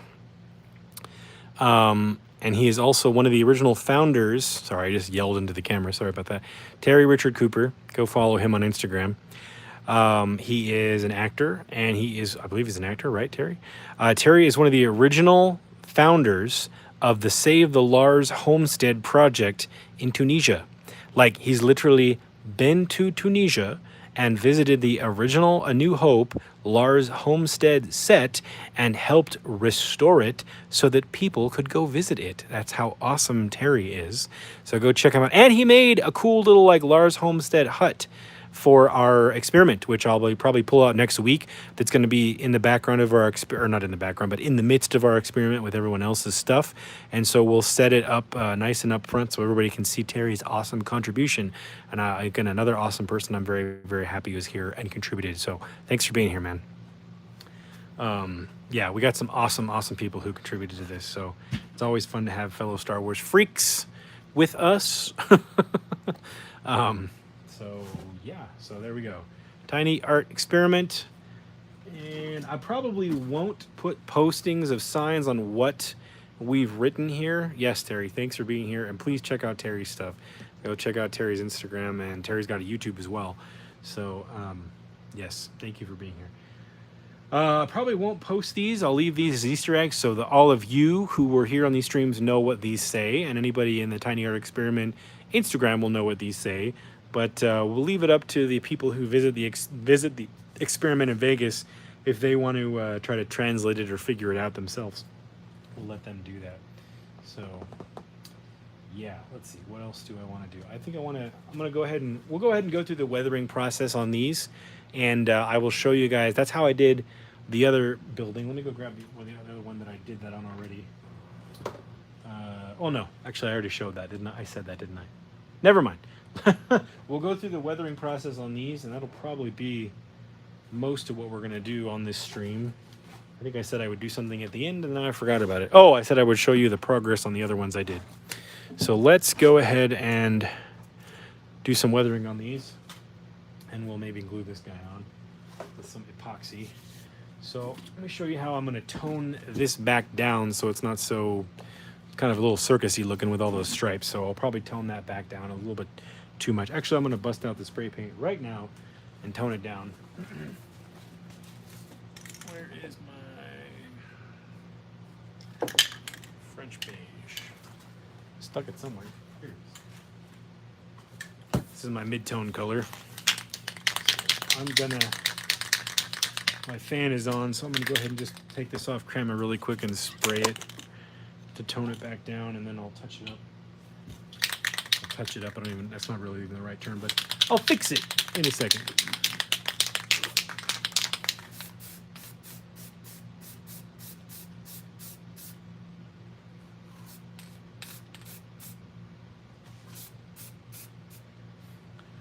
Ta-da! Star Marvel says, hello everyone, Euler in the workshop. Eli, what is up? I was talking about you earlier. I was pimping your channel for you. Because you're awesome, man. And you have been a member for 10 months. Thank you so much for that. I really, really appreciate that. That's your 10-month little member chat you get to do. So thank you for using it too. I know some of the members don't get a chance to get into the live streams and share those, so I'm glad you were here to do it. So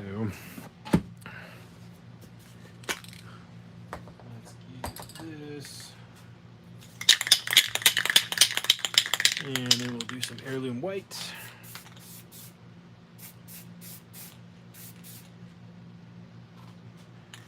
And actually, I feel like I need some more French beige in there. There we go. Tone it back down a little. There we go. New Future Customs. He's been a member for 9 months, and he used his 9-month chat to say 9 months. And Troy has been a member for 8 months. Thank you guys for using those. Yeah, if you guys didn't know, you guys get those rewards. I think every month you guys get to do like a sort of like a faux super chat to like let everybody know that you're here and that you're supporting the channel. So thank you guys again for that. All right, channel members unite. Okay. So, get this out, we'll get this out. Get the sponges. Good old spongies. And so I just did a quick spray over this. Matt Logic, member for 5 months. Rewards! Yes, you got it, man. Now you guys know. Okay, I didn't know if you guys knew that. I'm sorry. I know it from watching other people's live streams, but I guess maybe I should talk about that more. Sorry about that. But thank you guys. Yeah, you guys get those I think every month. Just like your shout out and special acknowledgement of your contribution. So thanks again for being here. All right.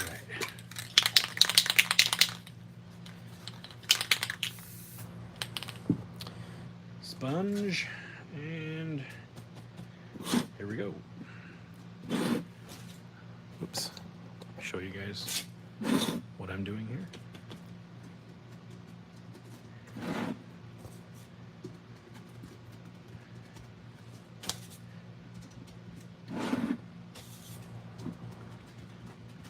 So I'm just basically adding the color over this color to look like it's flaked off and cracked off. Theoretically, I could dry brush my lines in, but it's harder to control the straightness of those lines or the detail if I'm trying to dry brush the detail on. So it's easier to kind of come back and sponge it back down later, at least in my opinion. On other surfaces, it might be easier to do it the other way. But on this tile, I think I've discovered, at least for me, I like the technique of painting it on clearly and then sponging it back down.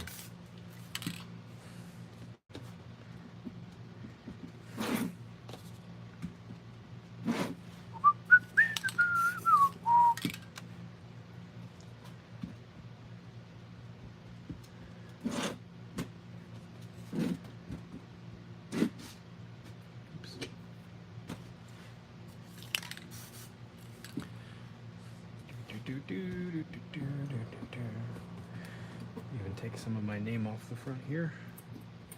Tone it back down a little. Bring it back down to, not Earth, bring it back down to Tatooine. And then I'm going to go around and do the same thing. I'm just going to probably do that. Just do some swipies. And it's hard to see on camera probably, but it is taking the sort of bright purple edge and just toning it down. Making it look a little bit more blended and weathered into a sandy environment where wind would hit this and chip off sort of very lightly and progressively sandblast these paints off.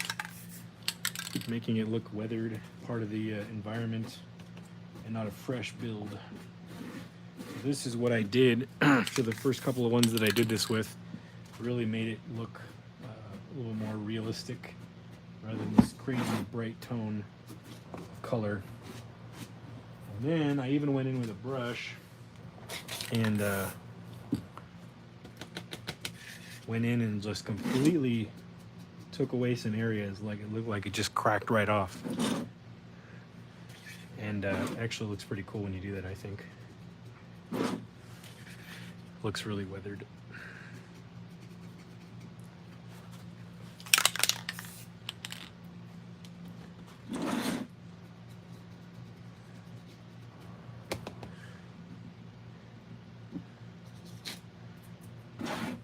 Just to touch up some of my little areas where I overbrushed.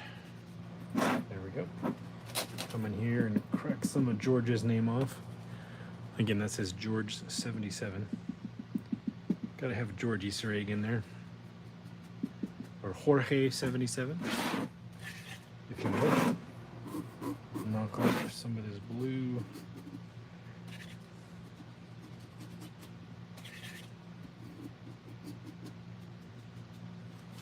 There we go. Now it looks a little bit less bombastic. And then we still have to add the wash layer. So go back on this one and do a little bit of that to the sign.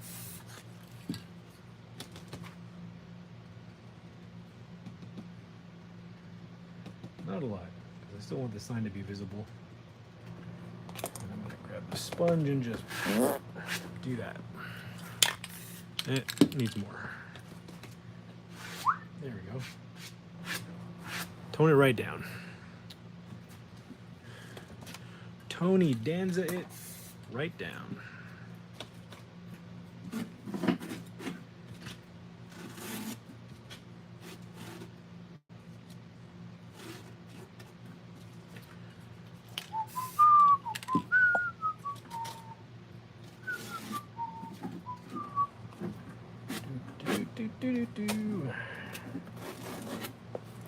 Almost there. Just a tight squeeze into this area.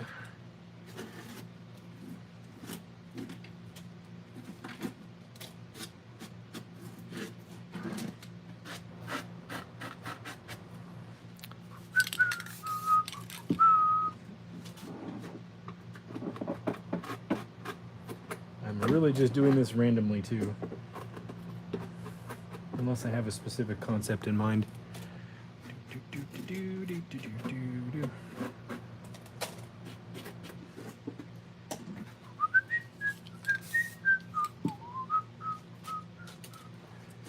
That's a Little Mermaid, isn't it? Again, songs that get stuck on our heads when we're kids and never leave us. Part 1. Even gonna do some on this rusty piece here, because I need some dust.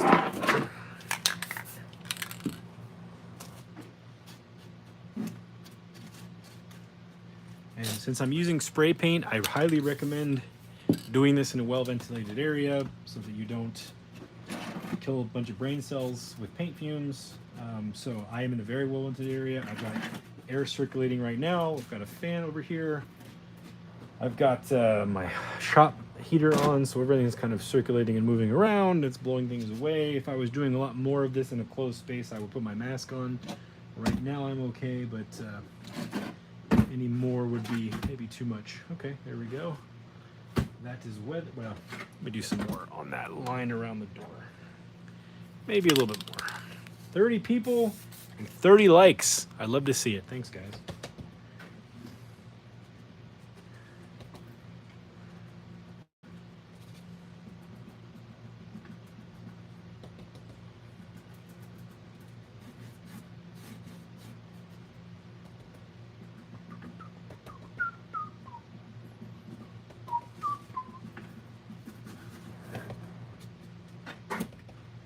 I gotta say too, Terry Richard Cooper, who I talked about earlier, when I did my first paint test and revealed them for the Tiny Art Experiment on Instagram, he told me, and he's actually been there, he told me that it looked just like the sets, which like almost made me cry.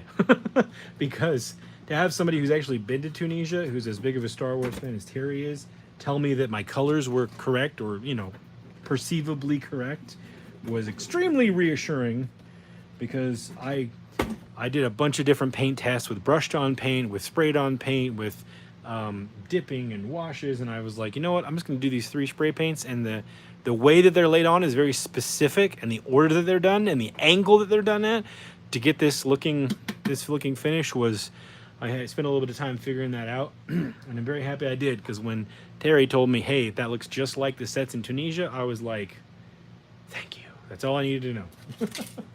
So arguably in different lighting it's going to look different, but in the bright sunlight, you can see my video, I think it's the Tiny Art Experiment part 7.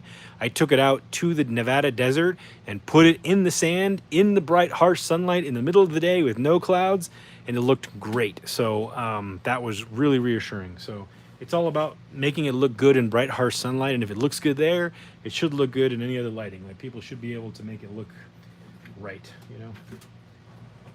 Okay, I'm just going to dust the bottom of this really quick, just to make the door a little bit easier to weather. There we go, there it is. And then we'll come in here with the sponge and give it a little sponge bath. Excuse me, that's a burp.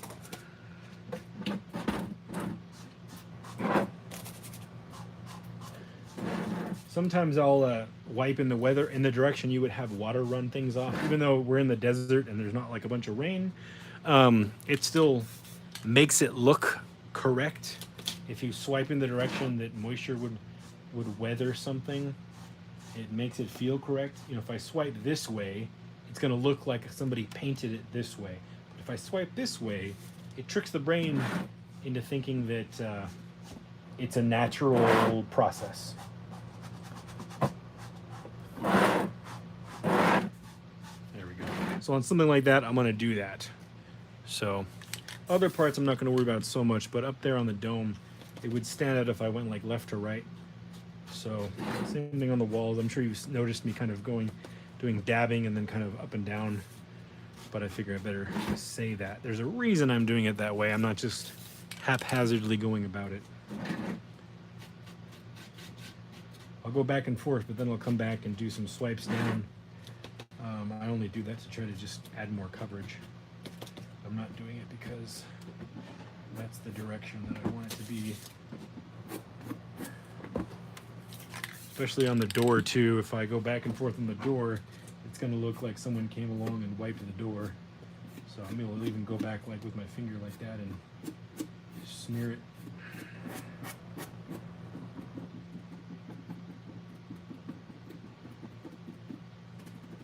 There we go.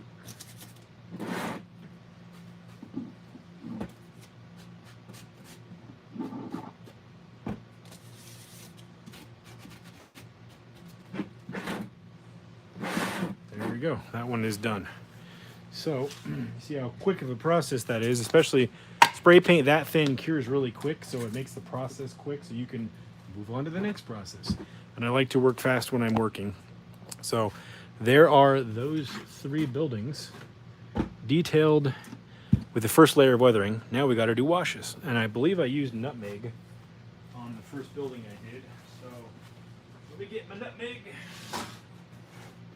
By nutmeg, I mean the color of paint, by the way. And cup and get some water. This nutmeg. Get some water, hold on.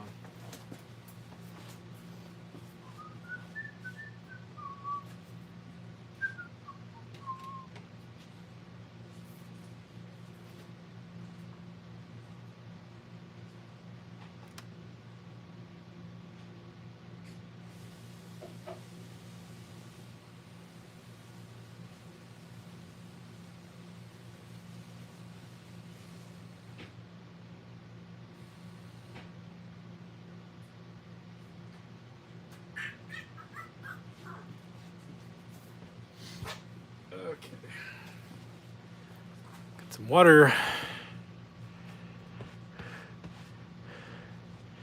Ronin Hobbies, you are correct, but they didn't get rain, but the layers of paint, as long as it's subtle, really do add to making it look more realistic.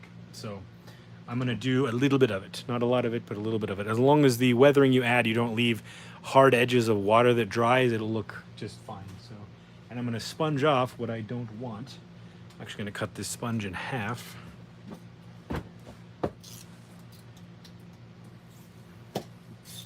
Okay, that knife is not sharp. Scissors it is. Stupid bots. Get these stupid bots out of here.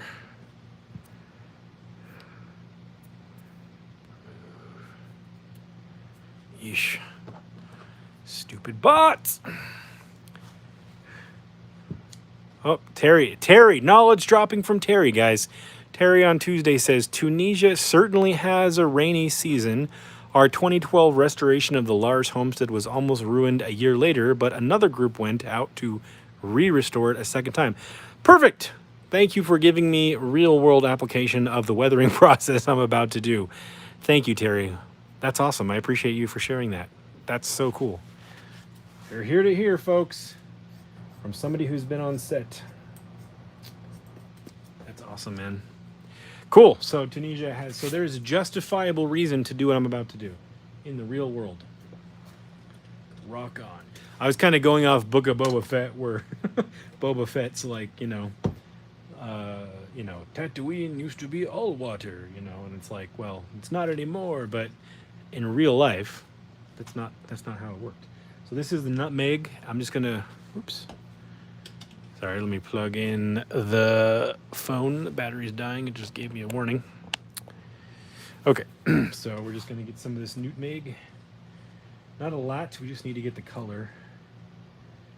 And we'll see how much we need. Yeah, I need more than that. Yeah, let's see. Just got to get the tone right.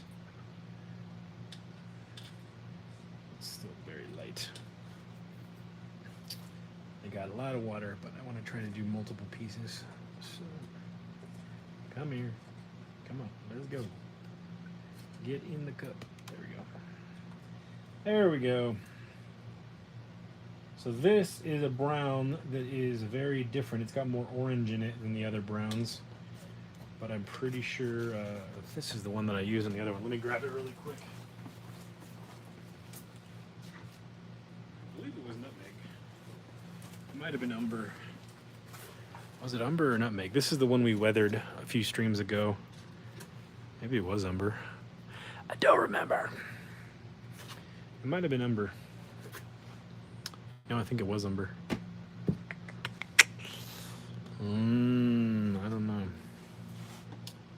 Maybe I want to grab umber and do this all over again with umber. Umber. I think I do. We weathered this one already too, actually. I forgot about that. These two were done. Maybe it was umber. Anybody remember? I should have checked my last stream. I forgot what I did. I just see a spot here I need to touch up really quick. Quick, somebody go back and fast forward through 3 hours of video. Just 2 streams ago or 3 streams ago, I think. There we go. Touched up. Now that I'm looking at the nutmeg, I think I'm wrong. I think it was umber. Let's go with umber. My bad. I'll leave this one out for reference. This one is done.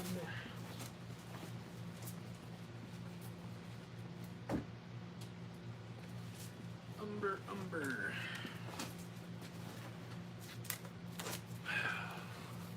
Let's try this again, folks. I'll be right back. Fresh water.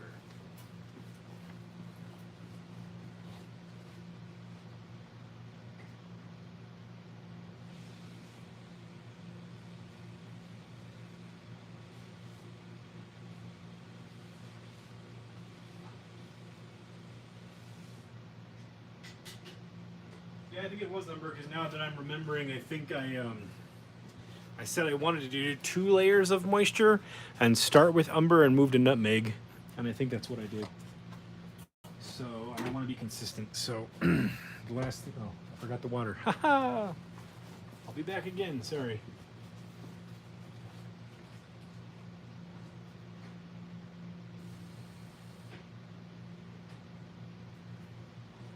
The last thing you want to do if you're putting pieces in the same setting is weather them in different layers because it will not turn out looking the right way. And Terry says, so in short, vertical streaks are a good addition. Thank you, sir. Check out some photos of the City Driss Hotel, which was the subterranean location of Luke's farm.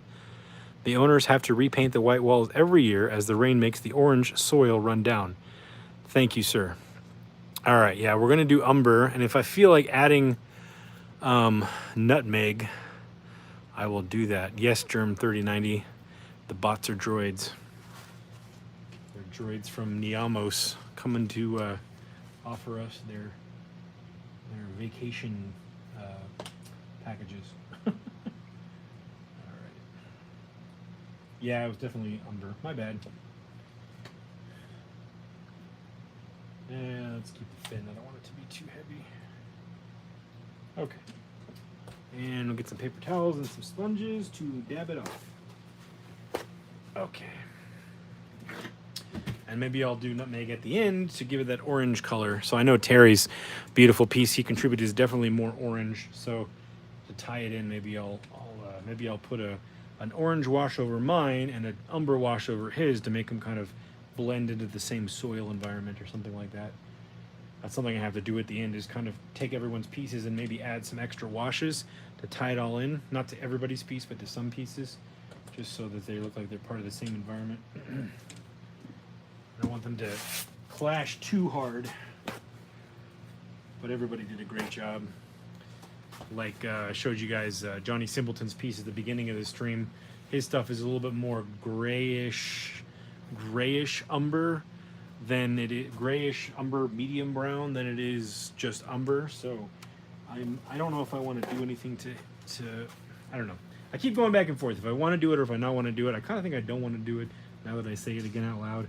I don't know. I'll pull it all out and lay it out on the shop table, and I'll make a decision then. So, all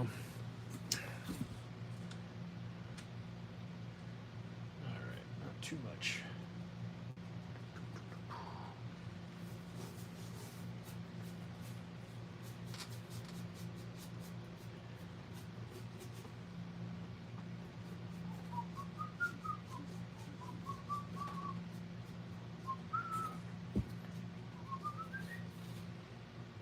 Just a little bit, not a lot.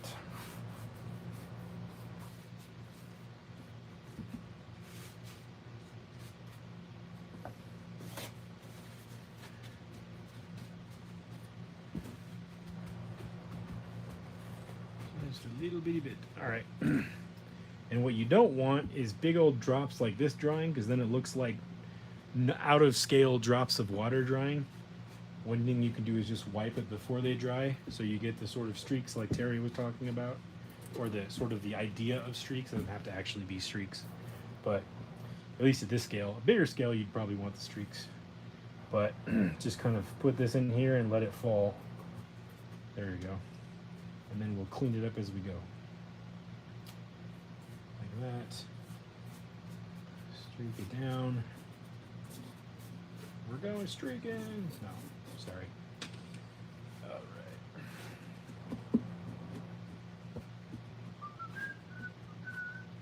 Like that. Then we get our streaks, and we use our paper towel to kind of soak up the excess as we go. And then we just get the indication of weathering.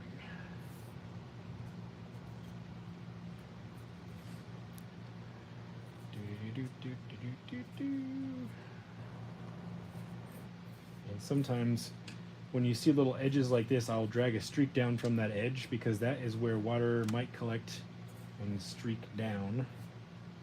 And then you can just kind of go in here and do this and dab up and wipe down what you don't want.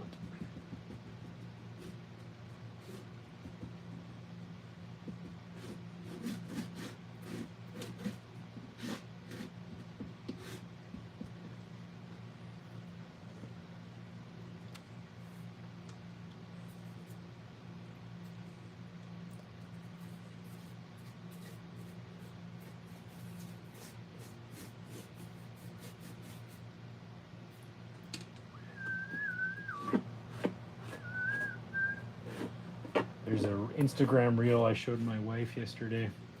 It's I forgot what it was. I think it was like a cat or something. But that song, I don't even know what the name of the song is, but it's like a techno song that's used on, I think it's that dancing funeral where those African dudes are dancing with the casket. It's like this little Asian lady singing the song, and she's like, do, I have that stuck in my head right now, in case anybody wanted to know. I wish I had it playing in the background. It would be much more entertaining for everybody else. But that song's going on in my head right now. Sometimes it's good to switch paper towels if the one you're using gets too wet, because if it's too wet, then you end up just spreading the wet everywhere and getting an even coat of wet instead of variation like we're going for here.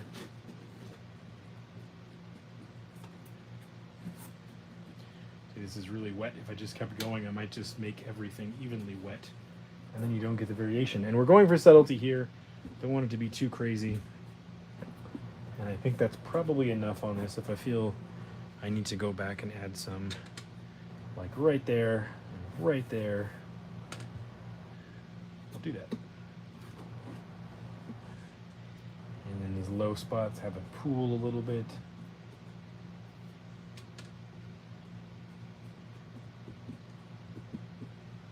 There we go. A little bit up here around the ring. We really know what it looks like when it's really dry, so give it about 20 minutes and then we'll really know what it looks like. Put that one aside. And oops, I see some drips coming down. Hold on. Make sure those drips don't dry too hard. Okay. And this one in. And we'll do this one.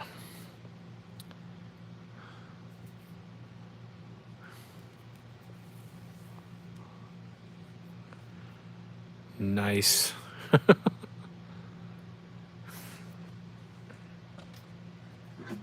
Terry's telling stories in the chat. He's regaling us. I have to go back and read the live chat later when I'm done. Thanks, Terry.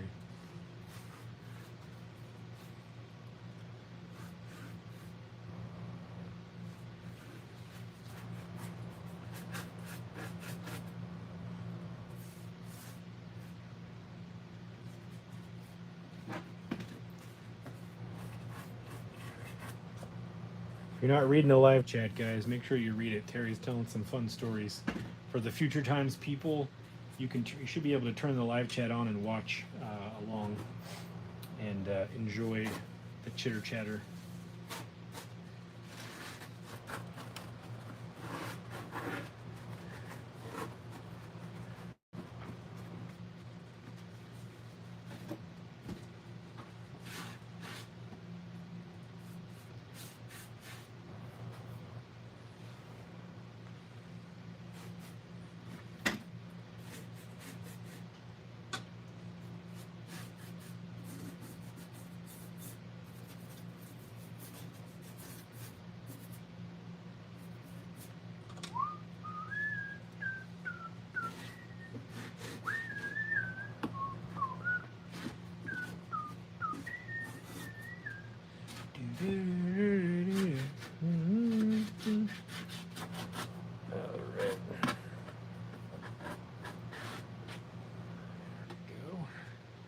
That's looking like a thing I meant to do. Hooray!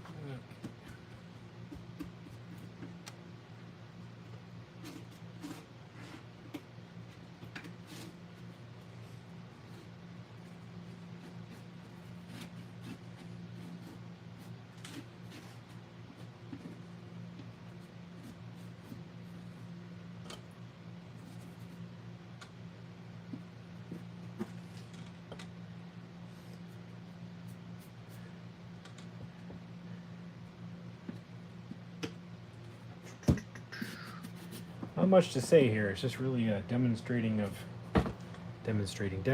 what I'm doing by simply demonstrating it. And I'm using a fairly thin wash. It's a darker color, so it probably looks thicker than it really is. But it's actually quite thin so that I can control how much sticks around, you know what I mean? So.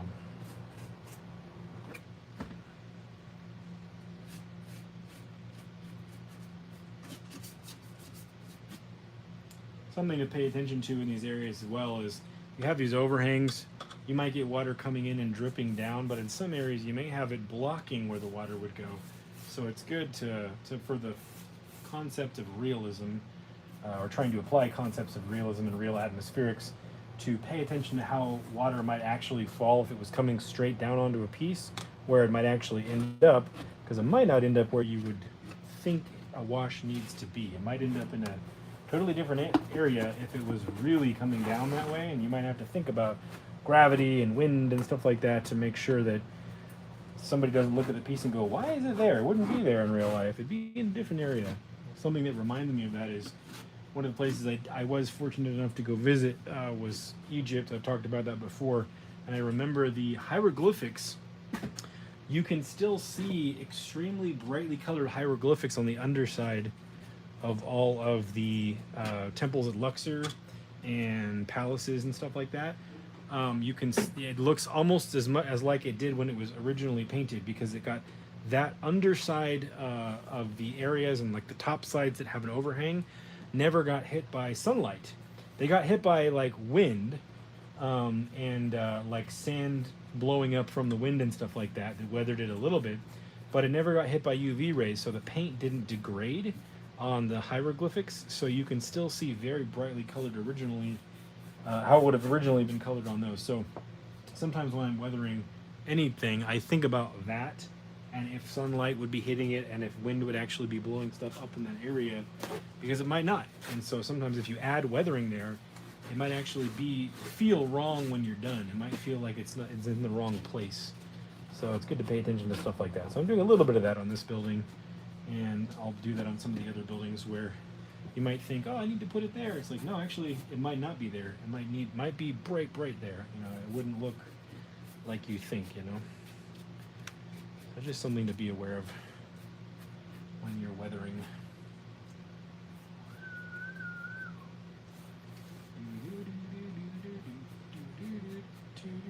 I'm seeing some of this is drawing even thinner than I thought it would, so I'll go back and add some more.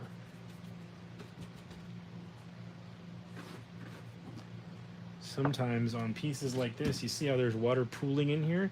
I leave it and then let it just dry the way it is, and it looks better than me trying to like keep adding it. I'll just let it pool there, and it'll look really, really good when it's done, because it'll just leave like this weird brown residue, and it looks better than anything I could try to paint. By just literally letting that water just dry, it'll look great. Go back and add some more in here. Some streaks. So like right here, rain would come down, but you probably wouldn't have it in here and coming down. You might have it hitting the top edge of this and like hitting the stoop here, or maybe running down here, but you probably wouldn't have it in here or as much. So that's something I was doing. I didn't say it, but I was doing that over here. I was doing less in here and more on the sides.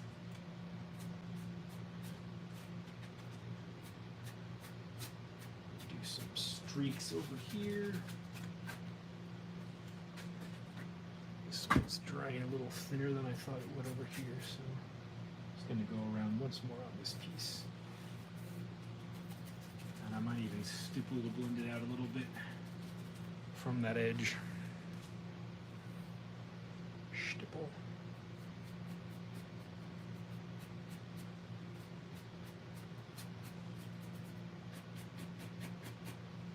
Don't need a lot. All right.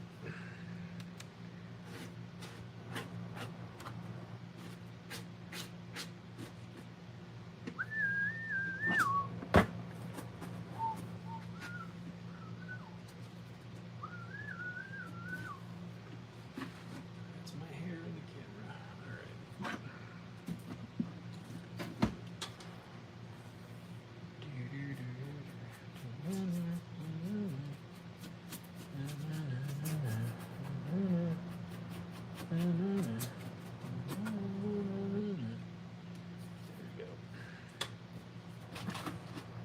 There we go. Okay, pretty happy with the way this is looking now. I don't know, it's kind of hard to see in camera a little bit. It's kind of, my bright lights kind of wash things out a little bit, but in person, the subtlety is there. And now that this is dried, I'm gonna actually come back and add some more. Just like this. Just a few.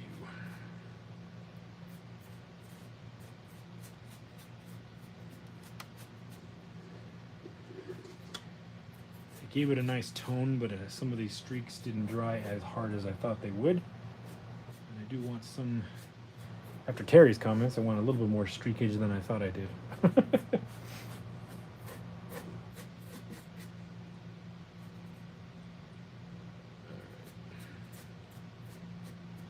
we go. And a little bit more up here. Create sort of a shadow around the bottom edge here. Stipple in some wash and blend it out with the stippling so that it looks like sediment or whatever is piled up down there over time. There we go. Let's see these big blops, streaks. There we go. Okay. Happy with that now. And this one is done. All right, let me grab another building here.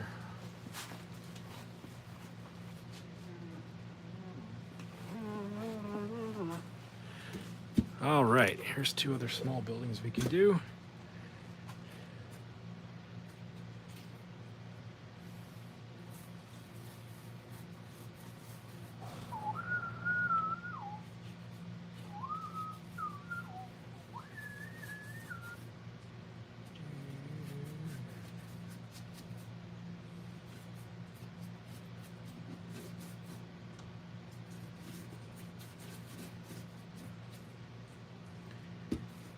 Now that I've seen these dry, I'm less afraid to apply more than I was the first time.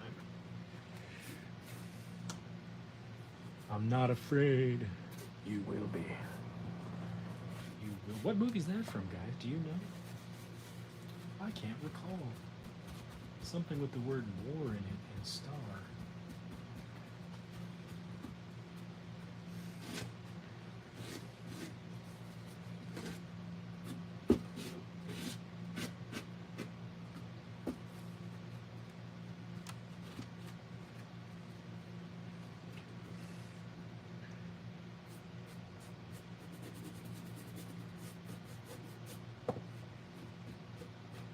I think last time I also did a bunch of like sort of stipple blending at the bottom, whatever that's called. That's what I call it. Should probably continue that theme around here since I did it on the other one.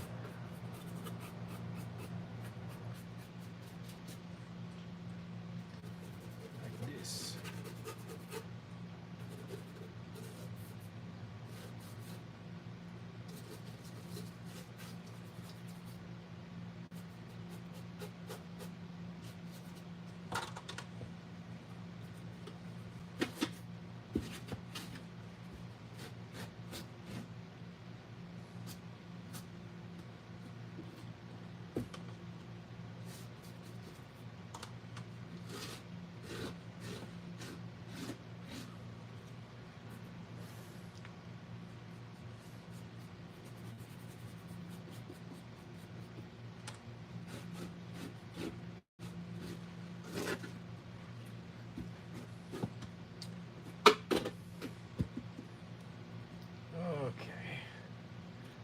Go. Yeah, how quick this process is once you get started. Goes pretty fast.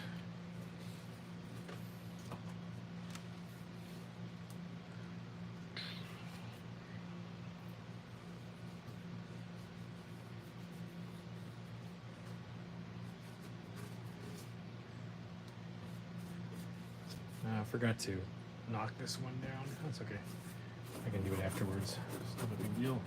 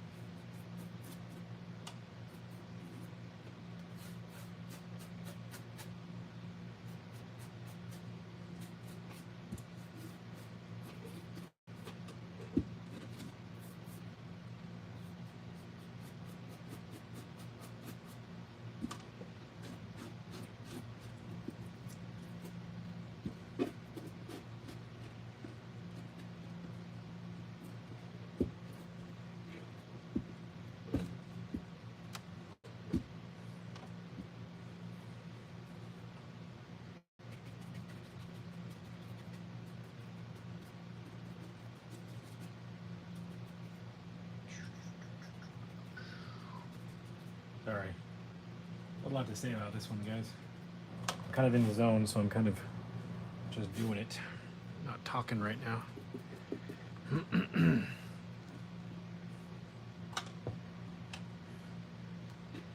when you get in the zone, you don't want to get out of the zone. Okay. Twilight Zone. Let's get another one.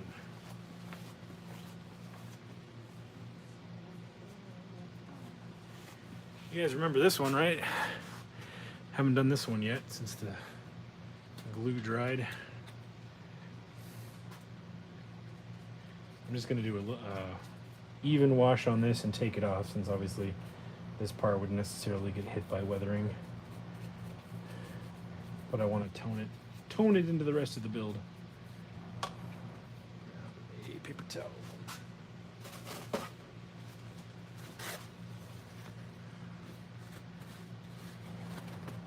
Okay. This one, I'm going to do the edge, and then I'm going to blend it up, because I want this to look faded up here. I'm going to go like this.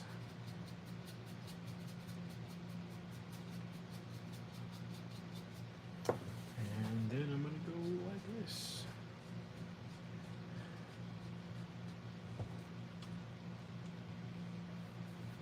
Maybe a little bit heavier. There we go. I'm just going to wipe it up. To have the edge, I guess, will work. And then I'm going to take some of this and put it on the fabric.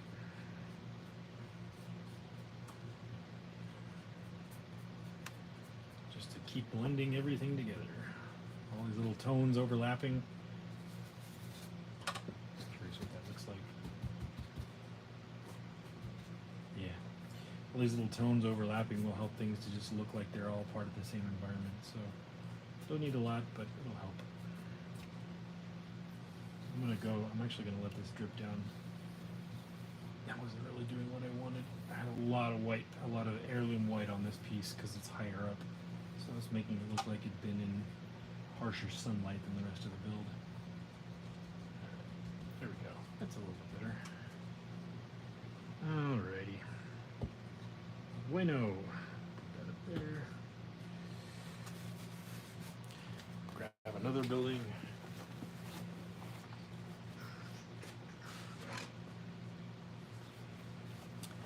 Here's one of the other ones I toned down. You see how much we did that. It was very bright when we did it. I toned it back down. All right.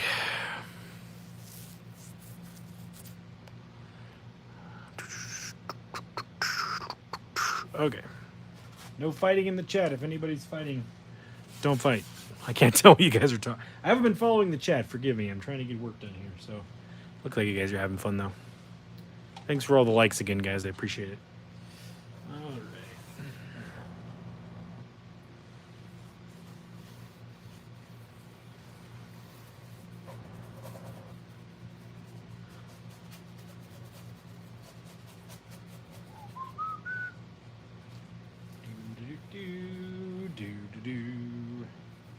Indiana Jones is a movie.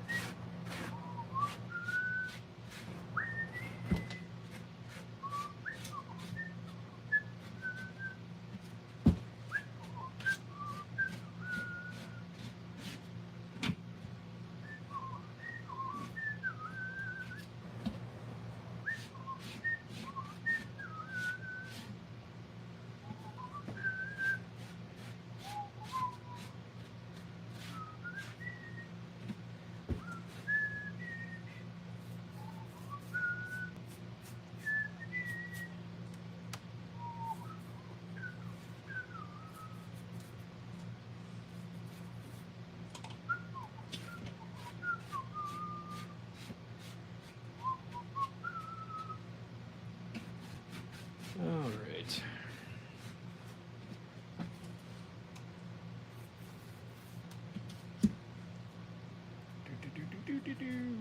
Almost there. Almost there. Stay on target.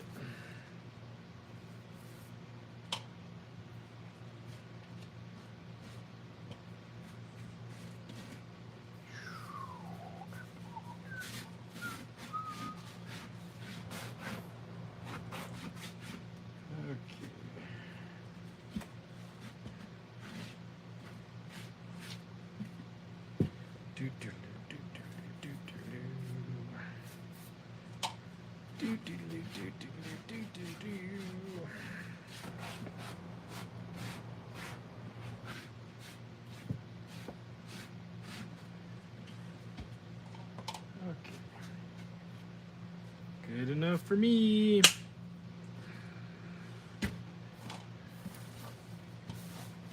Yeah. Making a mess. That's what it's all about, though, right? All right. There's all the buildings we've added washers to. Oh, man. How many more do I got? 1, 2, 3, 4, 5, 6, 7. I got 7 more buildings, and they're really big, so I'll probably save those for off camera. But let me show you some of the updates I did to the other buildings. Let me just put these away really quick. Here, you guys can watch me put them away. Hold on. Hello, how's it going? Let me put these over here. Look, there's my THX1138 original lobby card. I'm gonna put these to dry over there, and I'll grab some of the, oh man, that already looks really cool with the weathering on it. All right. So, put these back here.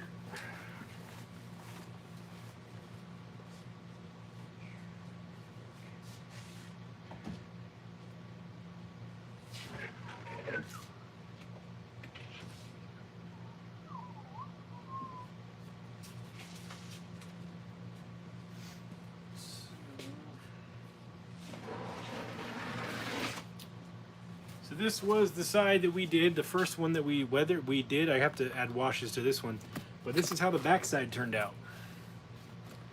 That's what I did on the back side. So I want to add some like pipe detail in here and weather it, but I did this, and I'm going to come back and I'll tone all this down, knock it back down, and then add the washes, and then do some like pipes in here or something like that. So that's how that one turned out. See how big this thing is. It's humongous. And this is the other one. Again, this is the one we did. This is the first one that I did the knockdowns on. You can see my weathering that I did here. And then I put fuel and, or no, I put vent and fuel here in Arbesh. Those are my tests using Arbesh. And this is how the backside of this one turned out. So I feel like it would be cool to take these two and put them next to each other and create like a little alleyway. So again, I'll knock these down. I might put some graffiti up here, maybe another rebel symbol or like something that looks like alien graffiti. Put some pipes in here and maybe in here. We'll see how I feel, but I can't be doing too much more work on this because it's pretty much approaching its end as far as my contributions. So just add some more detail and then finish the weathering process, and we'll be good to go. But that's how that guy turned out. And this actually has something inside of it. Something like cracked and fell inside of it, and I didn't know it. So I might cut open the bottom here and let all that stuff out. I gotta clean all this junk off too. So I'll do that before I take it to Vegas. So I got a couple days worth of work left to do before we go to Vegas, even off camera. But yeah. Oh, and we have 2 pod racers that were made for the experiment. I need to show you guys how to make pod racer canyons. I am going to do that. I'm not sure if I'm going to record that video and post that. Maybe I'll do that. I'll record that and then post it when I go to Vegas, or do a live stream right before Vegas. I don't know. It's actually way easier than you might think to make pretty convincing pod racer canyons out of styrofoam, white styrofoam. So I'll do that, and I'm going to make probably like 4 canyon sections that are maybe like taller than this, that can kind of be moved around and reconfigured. And so that won't necessarily be part of the experiment that's on display on the table in Vegas, but I will bring those and put them on my table as part of the display. I'll put the pod racers in the set, so like maybe refueling or whatever, but I'll probably have a separate setup for the photographers to take the canyons and the pod racers and do a separate photography setup with that. Or I could maybe put the canyons in the background. I don't know. We'll see how it ends up in Vegas. We have a 7-foot wide circular table to put the whole thing on. So I think I have just enough room for everything everyone made and most of the buildings. I might have to take 1 or 2 buildings off and leave them on my table and direct people over to this. So we'll see how it goes. But I have to get everyone's art on there, and then if I have to take something away, I'll take some of my contributions away. So we'll see how that goes. But I'm going to make pod racer canyons, and I figured how to do that, a really quick version of that a long time ago. So we'll show you that. It's very, very easy. It involves spray glue, styrofoam, a heat gun, spray on texture, and sand. It's actually crazy easy. When you see it, you'll be like, ugh, and you'll probably use it to make your own stuff. So yeah, we'll show you guys how to do that.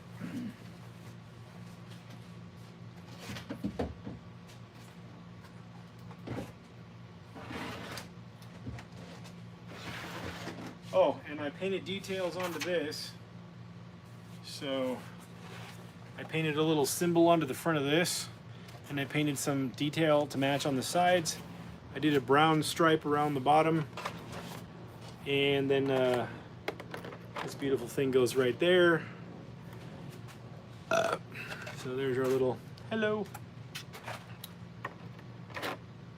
Pretend I'm the Gorog.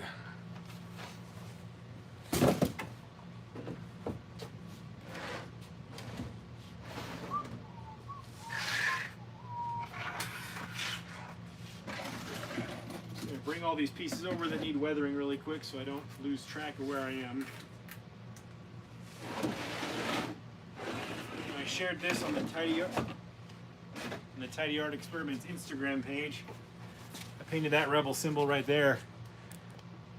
Somebody called this a hotel, I think, or an inn, and I thought that was great. I hadn't thought of what building this actually would be, but yeah, this is kind of like looking like an inn or a hotel, maybe like an outpost. And then we've got that beautiful detail piece under there, and I glued those in, and we did that stripe, and I did that. So I'll probably I might add some more graffiti or wall detail or writing to this.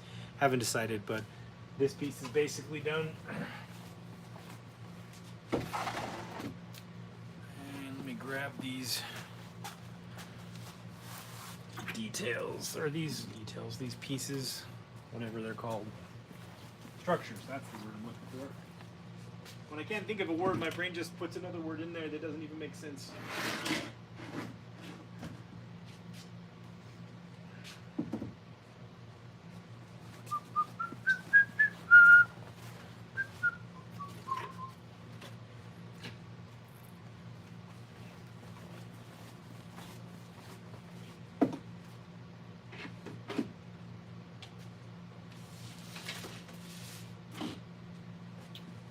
Más.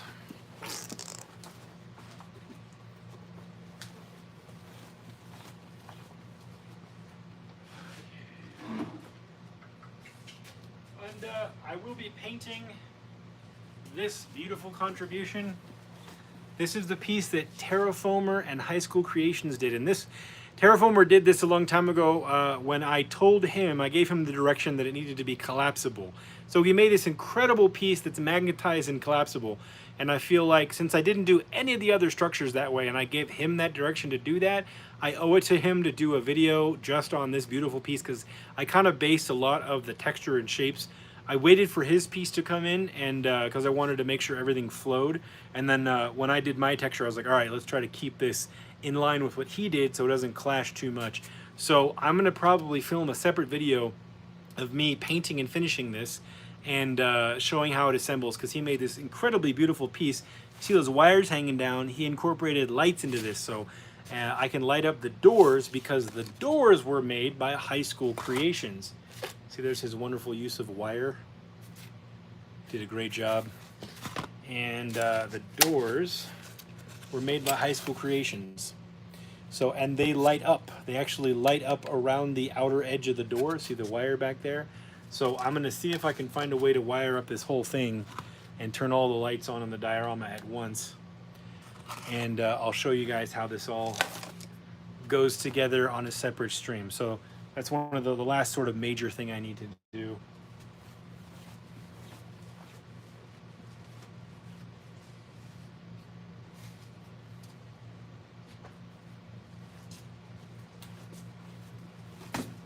Okay, let me put this stuff back up on the shelf over here.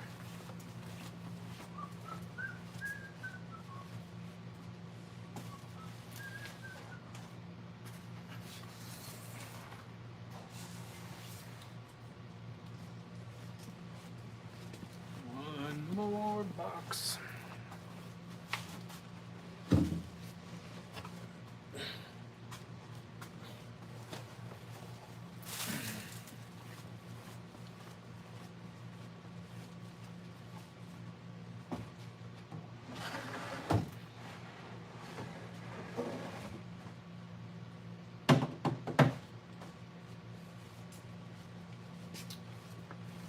Okay.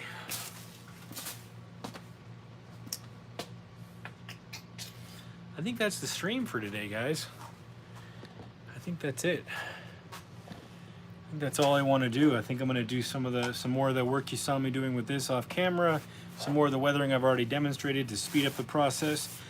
But when I do a stream next week, it'll probably not be on Sunday because of a thing I have to go to. We'll see. I don't know. I'll try to post it and have it on there. What am I trying to say? Have it up there early enough for you guys to know when I'm going to do the stream, so that you're not like, oh God, he streamed or I missed it, or I'll do it late on Sunday. I don't know. And yeah, I still have my custom bases, by the way, for sale. I have plenty of those for sale, and I'm making those to order, and I reduced the time you have to wait to 30 days. I just had it like 90 to 120 day turnaround for my custom bases because I wasn't sure how many orders I would get right away and how fast I would get them, but I was able to fulfill them pretty much right away, and it's slowed down to a pace now where if you order one of those bases, I can get it out to you in about 30 days or less. So have those custom bases for sale. I plan on doing more of those in the future, so visit my Etsy store. The link is below.